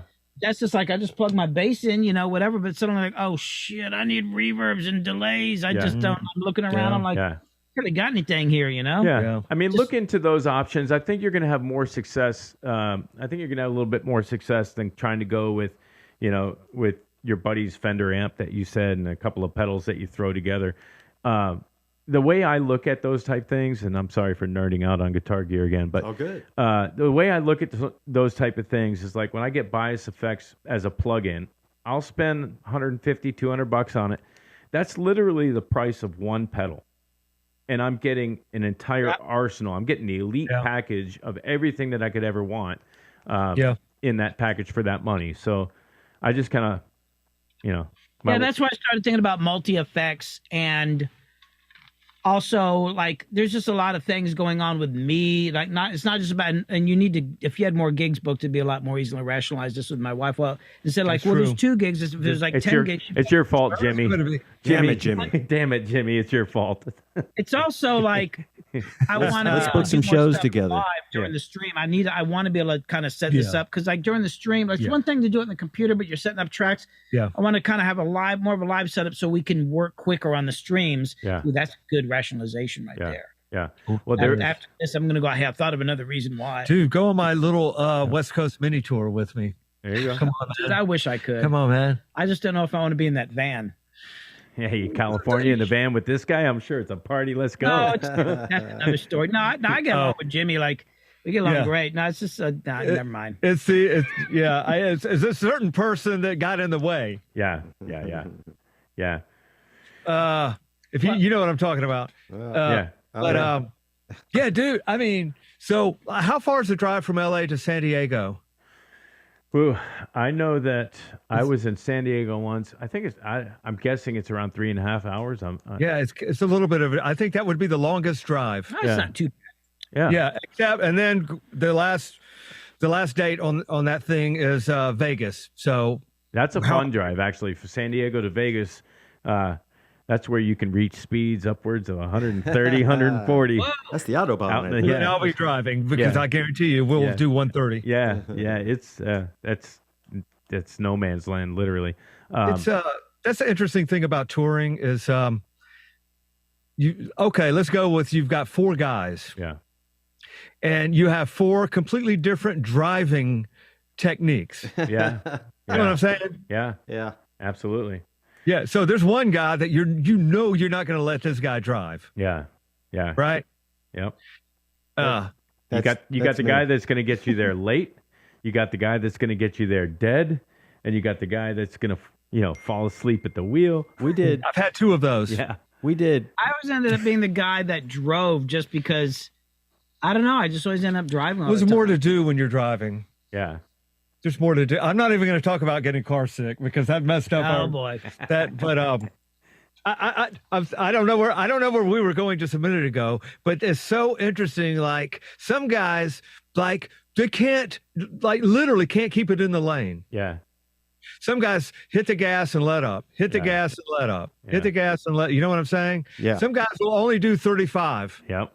We had a guy on a bus, 12 bunk bus. And the very first night we went out, we're laying in our bunks. We're all just starting to fall asleep. And he hits the rumble strip and honks. Oh, nice. We all looked out what the hell's going on? It scared the shit out of all of us. It was like, oh boy, I hope this isn't what the rest of the tour is going to be. But yeah, it makes me extremely nervous to hand over my life to somebody like, feet first, baby. Yeah, it makes me nervous.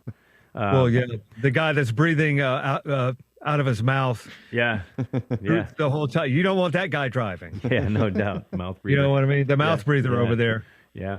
Well, let's talk about that touring real quick, though. I've done quite a bit of touring on, kind of the southeast quadrant. Did some fly dates up in the Midwest and that kind of thing. But I mean, my dream is to be able to, do the RV with the wife or the bus with the boys and really get to see this country and see things and places.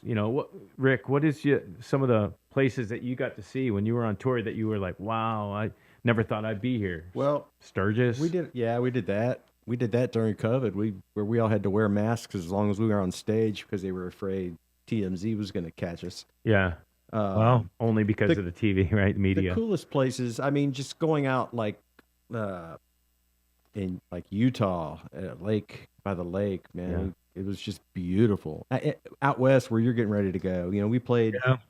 We played in San Diego and then went to LA, opened for Iron Maiden, and then nice. Then they flew our wives out and we drove to Vegas and ended a tour in Vegas and took 3 days off there. That was nice. I like it out that direction. I mean, the weather, as far as the weather goes, but I mean, there's so many beautiful places in this country that if you just open your eyes and just sit and stare out the window, you've got time to just let. And that's kind of where I was heading with that. Was like, if you do have a driver that you do trust, take a minute and not a minute, but meditate on what you're driving by and what you're looking at, whether it's the cornfields of Iowa. That's what I did. Yeah, I'd be the first one up every single morning, and I would make my coffee, and I would sit and open the window and just sit there in the lounge and just stare out the window. That's amazing. That's what I would do too. I was always the first one up. Yeah. And I would take it in. We get so focused on just trying to get to the venue that we're missing the drive. Yeah, right. And of course, as I always do, I make it about life. Yeah. And that's living our lives. Yeah. Let's try to stop and let's not focus on the record deal. Yeah. Let's not, 1 million streams on Spotify. That's nice. But let's try to enjoy what the hell we're doing here. Yeah. Right. Yeah. Right. Yeah. Right. That's why we're here anyway. Well, so let's enjoy record. You know what I mean? Don't miss the process, man. Yeah, you are totally missing out on everything because 1 million streams on Spotify that pays 0.00318 cents per stream is about $3,000, I think is what we calculated. Yeah. So, we're not making money by that. So you may as well enjoy the ride, see the sights, and do that. I was just speaking with a friend of mine, Elliot Rubin, and he got 1 million streams on Spotify, and they sent him a plaque, and it's a nice plaque. Yeah. The goal is not, or should not be, streaming numbers. Right. If that's your goal, in my honest opinion, then you're missing it. The stream numbers should be a byproduct of everything else that you're doing and putting into your own career. Yeah. Right. So then that's not the goal. That's just a result of everything else that you're doing. So if you're just focusing on those kind of numbers, you're doing yourself a disservice because you're looking in the wrong spot. Yeah. Because that's not the determining factor of success or not success in your career. Yeah. I've worked on a lot of hit records, and I can honestly tell you that working on those records, the focus was on making the best record possible. There you go. I just got out of a project where some jackass that was heavily involved in it spent all the damn time talking about all the money everybody was going to make. It was so distracting. It's like money, and then this is going to happen. And this is like, oh my God, shut the hell up. It actually, I think I was not producing. I rarely engineer and not produce. It's something I decided to do just because it was a slow month, and I was able to work at a really cool studio. So I said, yeah, I'll take it. And I really regret it. But guy kept talking about, damn, all the money they're going to make. And band was good, but you get everybody's focus on the wrong thing. I really feel like whatever it is you're doing, if you make money the primary thing, you're probably going to fail. And I can tell you that from personal experience. When you work on making, and I don't care what kind of music it is, even if it's just like some club music, dancing and singing about strippers or whatever. Yeah. God, I worked on a ton of Yin Yang Twins hits, and they actually are really like guys that hang out at the strip club. I mean, it's for real, but the focus was always on making the best strip club music. Yeah, you're right. Yeah. Trust me, I mean, and it was all about fun. Yeah. Most of those songs were kind of built off just a party, like a joke or having fun.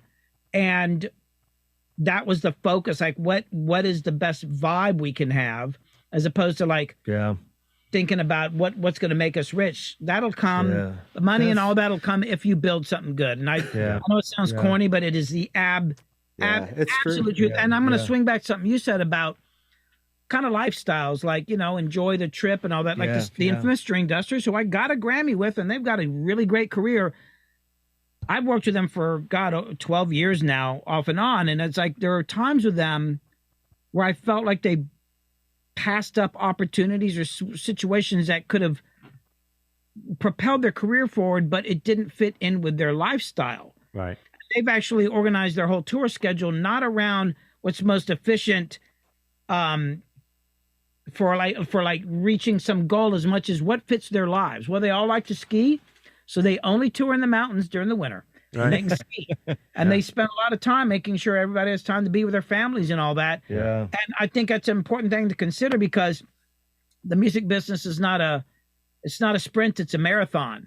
So you better make sure that you're happy and everybody's getting along, and you're taking care of yourself psychologically, or you ain't going to make it, because it's going to take a long time. And none of that's easy. I learned a lot from them, and they've still been very successful doing things that a lot of people would have shunned, but they're like making sure it fits in with the rest of their lives. And it's part of the reason that they're still a band. Yeah. Well, that's like with my band, Hope's Anchor. I don't know that I don't know too many people that've been in the same band for 16 years. That's amazing. That we still love each other, but we do that. Like, I understand, this player in the band has family that's got some stuff there that, he's not going to be available in the month of July, or it's hard for me because I don't have kids, and I have the ability to play every night of the week if that's what I wanted to do. So that's, what we talked about before about having players in the band and having to schedule around 5 different people and all that kind of stuff. It gets extremely difficult, working with everybody's got a life, and it's not everybody's on the same life schedule. So, you have to kind of make those sacrifices to make copacetic.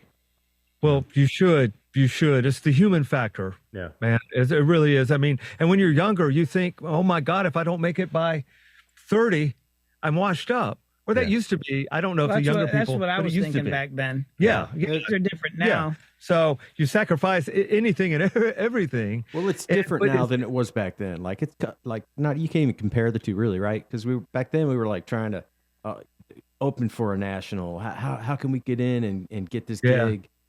Just opening for a new band that's just getting played on the radio. Yeah.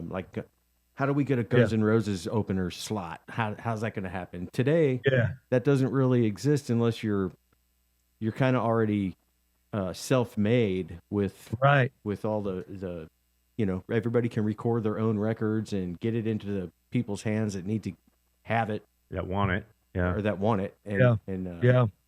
Well, Jimmy, you have management and a booking agent. Is that's who I had originally reached out to, or something? What's the status there? Well, I don't have a manager. Okay.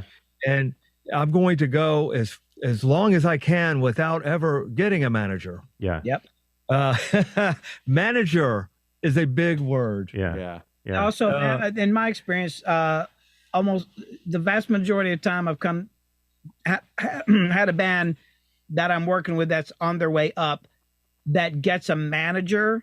It's usually the beginning of the end of their career. Yeah, absolutely. And they get one way too early. And as you know, there was some friction there. And this person's not. I don't have a manager. I have someone that books shows for me. Right. But I don't have an exclusive booking agent at all. I book just as many shows on my own. Sure. And I'll work with booking agents, plural, certainly, but I'm not giving myself to any one person because, again, I'm rolling back to what I mentioned earlier, which was getting 3 or 4 other band members. Yeah. And having to work with all these other people. I'm going to try to stay in control as long as I feasibly can make it happen. Yeah, making those decisions with a manager and possibly even a booking agent is about as serious as finding somebody to get married to. Yeah. It could be that. It could be that impactful in your life. And I don't want anyone speaking for me. I speak for myself, and it will always be that way. Right. Yeah. So, and that's one reason that I reached out. Yeah. And I really wanted to be on this podcast because, first of all, I've seen the other ones, and you do a great job. You guys are awesome. They're interesting. They're not a bunch of stupid questions. They make sense. You know what I mean? Like, it's for the general public, but also musicians will hang. Right. That's what it is. A musician hang is the idea, is what it's supposed to be. Yeah, man.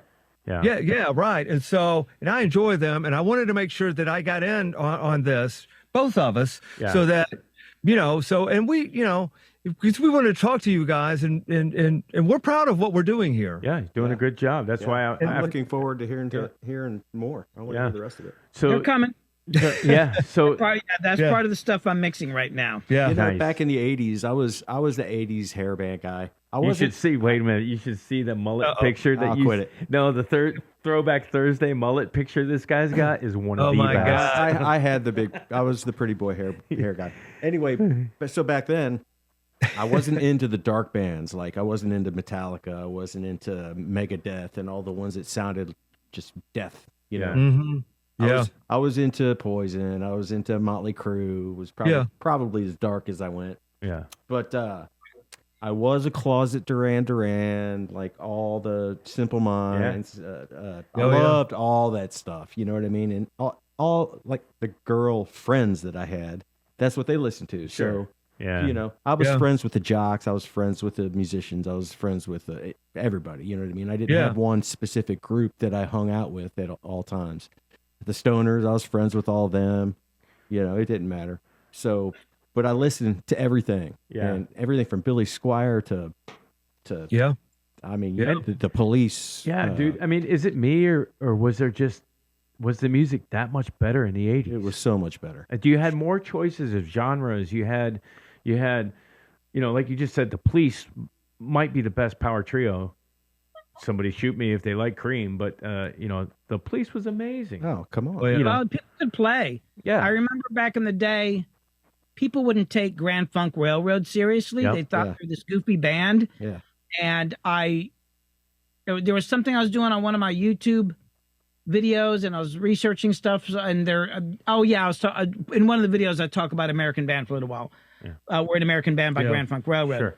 But so in the process, I'm finding these old videos, and they're kind of goofy on stage and all that. But man, there was some stuff that's like, shit, these guys are killing it. Oh, they're playing. Yeah. They're actually rocking and like had a great vibe. At the time, we didn't take it seriously, but even Flock of Seagulls by today's standards, I can go back and go, damn, that's just pretty cool. Yeah, because absolutely. Everything's, like with all the tools, everything's become a bit more generic because it's really easy to do. I was at a plug and play. Because of my connection with hip hop and pop music in Atlanta, I get invited to this stuff. So I went. Plug and play is where they invite producers and artists out to an event. Usually it's a studio or something, and you get 1 minute to play one of your songs for people, and everybody listens and go, "Oh, cool!" And then you meet and you talk. So I sat there and I listened to songs like, "Oh, that sounds good. That sounds good." Like technically they all sounded good, but after a certain point, I was like, "God damn, they all sound exactly the same." Like the sounds sound the same, the chord structures are the same, and I realized, oh, they're probably not musicians. I mean, hey man, more power to them for trying, but they're doing this. They're getting on a laptop and they're going to the Splice website, which has these amazing loops you can download, and you can create whole songs from these things. But they're just copying and pasting, and they're good at it. But it all literally sounds the same. Yeah. And I met some cool people, but it's like not. So the impact is not there.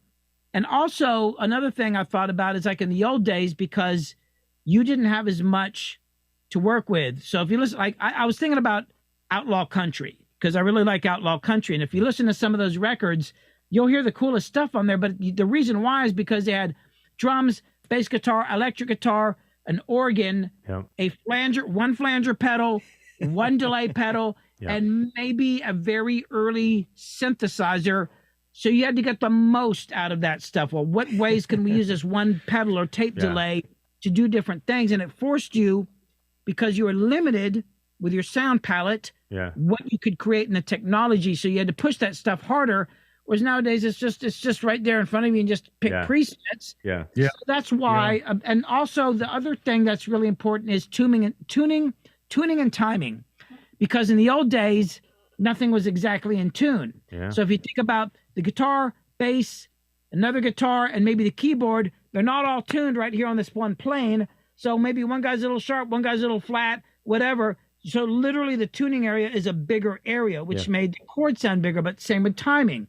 Because everything wasn't quantized. Instead of everybody hitting right on the beat. Oh, that's so true. There are these big flams. If you listen, so the beat becomes bigger. So when people say the music's bigger, it's literally bigger timing and pitch-wise. Now everything's quantized and in pitch, and everything's in the same spot. That's why it's smaller and sucks. It's great points. It's smaller and great sucks. points. Yeah, that is a really good point. With those two guitars that are just slightly out of tune, you're creating a natural chorus. Right. I mean, that's where the ZZ Top sound came from, where the producer was saying, it's just not sounding big enough, and he essentially just doubled the track and then slight shifted one to where the timing was just slightly different. And the next thing you know, boom, the thing totally sound. Something you said a little bit earlier about the sounds and logic that Jimmy found.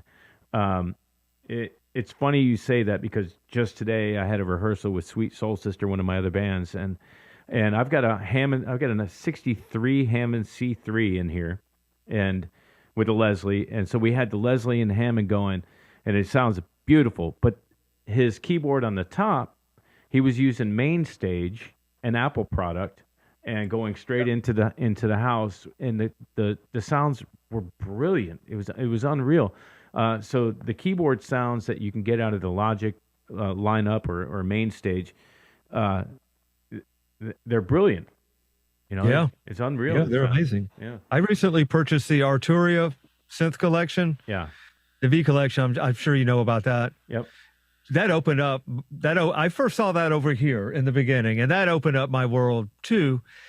Almost too much, because now instead of taking an hour and a half, it takes 3 hours to find a sound. I got into Arturia because of a movie score that I worked on, and now I'm addicted to those things. And like some of those analog, like the Oberheim synths and all that, it sounds sounds pretty awesome, much damn like an Oberheim synth, and and then I'm going to run it through some other shit too, you know. But I mean, I'm not afraid to use plugins. I wish I had a real organ here, with a real cabinet, because I would love to mic that shit up. Well, but if you ever need to do Hammond tracks, I'm your guy, man. Just sweet. Yeah. I want a good thing to know. There's a song. There will be a upcoming single called "Do You Believe Me?" Yeah, it's very kind of kind of a creepy. I don't know how to explain it.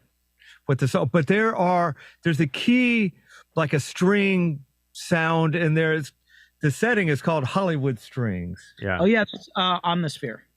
Omnisphere. Yeah. Well, like the original Hollywood Strings was off of GarageBand. Oh wow. Yes. Yeah. Oh wow. Yeah. Yes. I'm like, so because I still, probably a lot of people, they just put that on their iPad and, put down ideas. Yeah. And so like even GarageBand, like has some cool things in there. Like if you dig and you're paying attention, and you can alter them any way that you want to and edit those out. But there are great sounds everywhere if you look for them. Well, the potential for a kid in his bedroom, I don't know, Billie Eilish, to be able to just use something like GarageBand to start creating. Back in our day, it was if you were lucky, you had a 4-track, cassette player, Tascam 4-track, and that's where I kind of started learning how to bounce tracks and do that kind of stuff. But the tools that these kids have today, there's really no excuse if you're musically inclined at all. The tools that are in front of you you buy any Apple product, MacBook, it's going to have GarageBand on it. You already have a studio. Yes, it's already there. If you here's the main thing. If you can do this, you got it. Can you write hooks? Yeah. Can you write a hook? Right? Yep. If you could write a hook and string together some lyrics that say a little something, I think you're well on your way. Yeah. Yeah. But yeah, you still got to come up with something creative. Yeah. Well, it's got to be creative. You need, like, as Bone Crusher once said, it's got to be familiar, unique. Yeah. Way hard, way easier said than done. Wow. And you got to have a badass drummer behind you. Yeah, you got to have badass drummer. Well, but the point of all that is that the canvas is there. The world is their oyster. It's all right there. Just start creating. It is. And we're gonna get this thing. We're gonna land the ship here and land the plane. Right. But I do have one question about new artists. Are there any new artists out there that inspire you? Like the music industry is gonna be okay because these guys are creating. I just mentioned Billie Eilish. I just watched the documentary on her story, and I'm like, great, unbelievable. So. With creatives like that, I think things are going to be okay. But what are you guys' thoughts on that, on new artists? Well, for me, Burt Bacharach is my all-time biggest influence. He's an old one, but as far as and I want to get his name in there again. Yeah. But there's a band called Cold Cave. Okay. Cold Cave would be my favorite and my go-to of the newer bands today. So I love Cold Cave. You would like these guys. There's another one called Drab Majesty. Drab Majesty. They are more. They're very 80s sounding, but they have more of a spacey sound, I guess. And then there's another band from Canada called Actors. These guys are killing it. Really? Are all these bands like arena bands, or are they festival bands? Or are they just arena bands? What genre? These would be like festival bands. Festival bands, yeah. Yeah. There's a guy down in Augusta, Georgia called Vexagon, and he is probably the darkest of all that I mentioned, but he's putting out some good material too. And another guy, More Is Not Enough, from Chattanooga, Tennessee. It's more electronic, industrial sounding, but those are some of the ones that are really, I think, doing something important.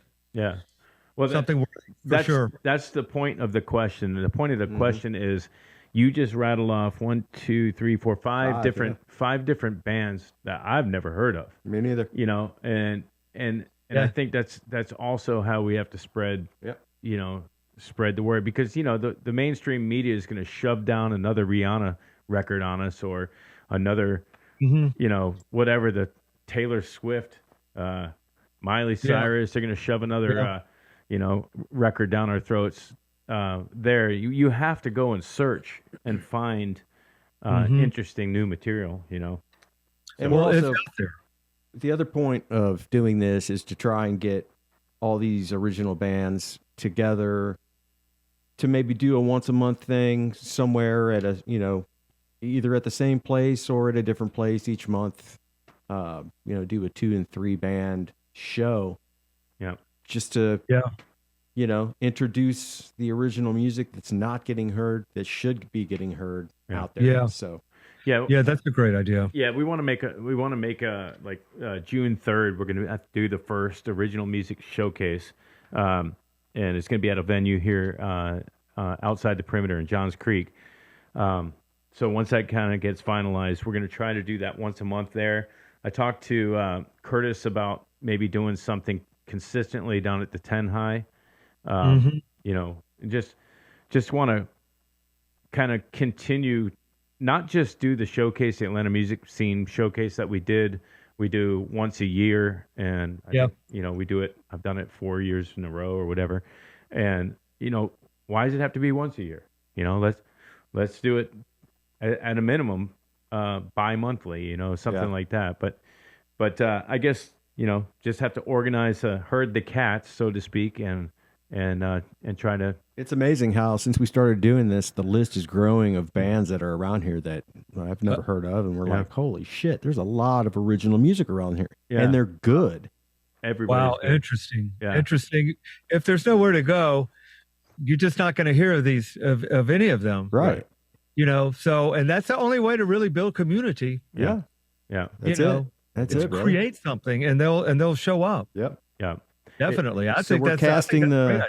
we're casting the bait and trying to reel them in. Yeah, we're throwing the nets. That's right. Yeah, we're throwing. We're gathering them up. Yeah, we're throwing the nets, and I've got my spreadsheet with everybody's contact info and all that. But so Jimmy and Billy, we really appreciate you guys coming on. Absolutely. Great conversation. Thank you. Again, we'll close out the show here and then stay on the line, because I want to get you guys information that. Sorry, he got off on so many rants, because I'm usually the funny, good-looking one. But, you know, that's how it goes sometimes, I guess. Yeah, he's got the mohawk. He's having a hard time. He's got the mohawk. That was really nice meeting you guys. Yeah, you guys. Hey, same here. I enjoyed it. Hey, Same. Thank you so much. Hang on the line. We'll see you in a little bit. Thanks, guys, for watching. Alrighty. Bye. You're watching the Original Music Podcast with your hosts Raymond Hems and Rick Gathman.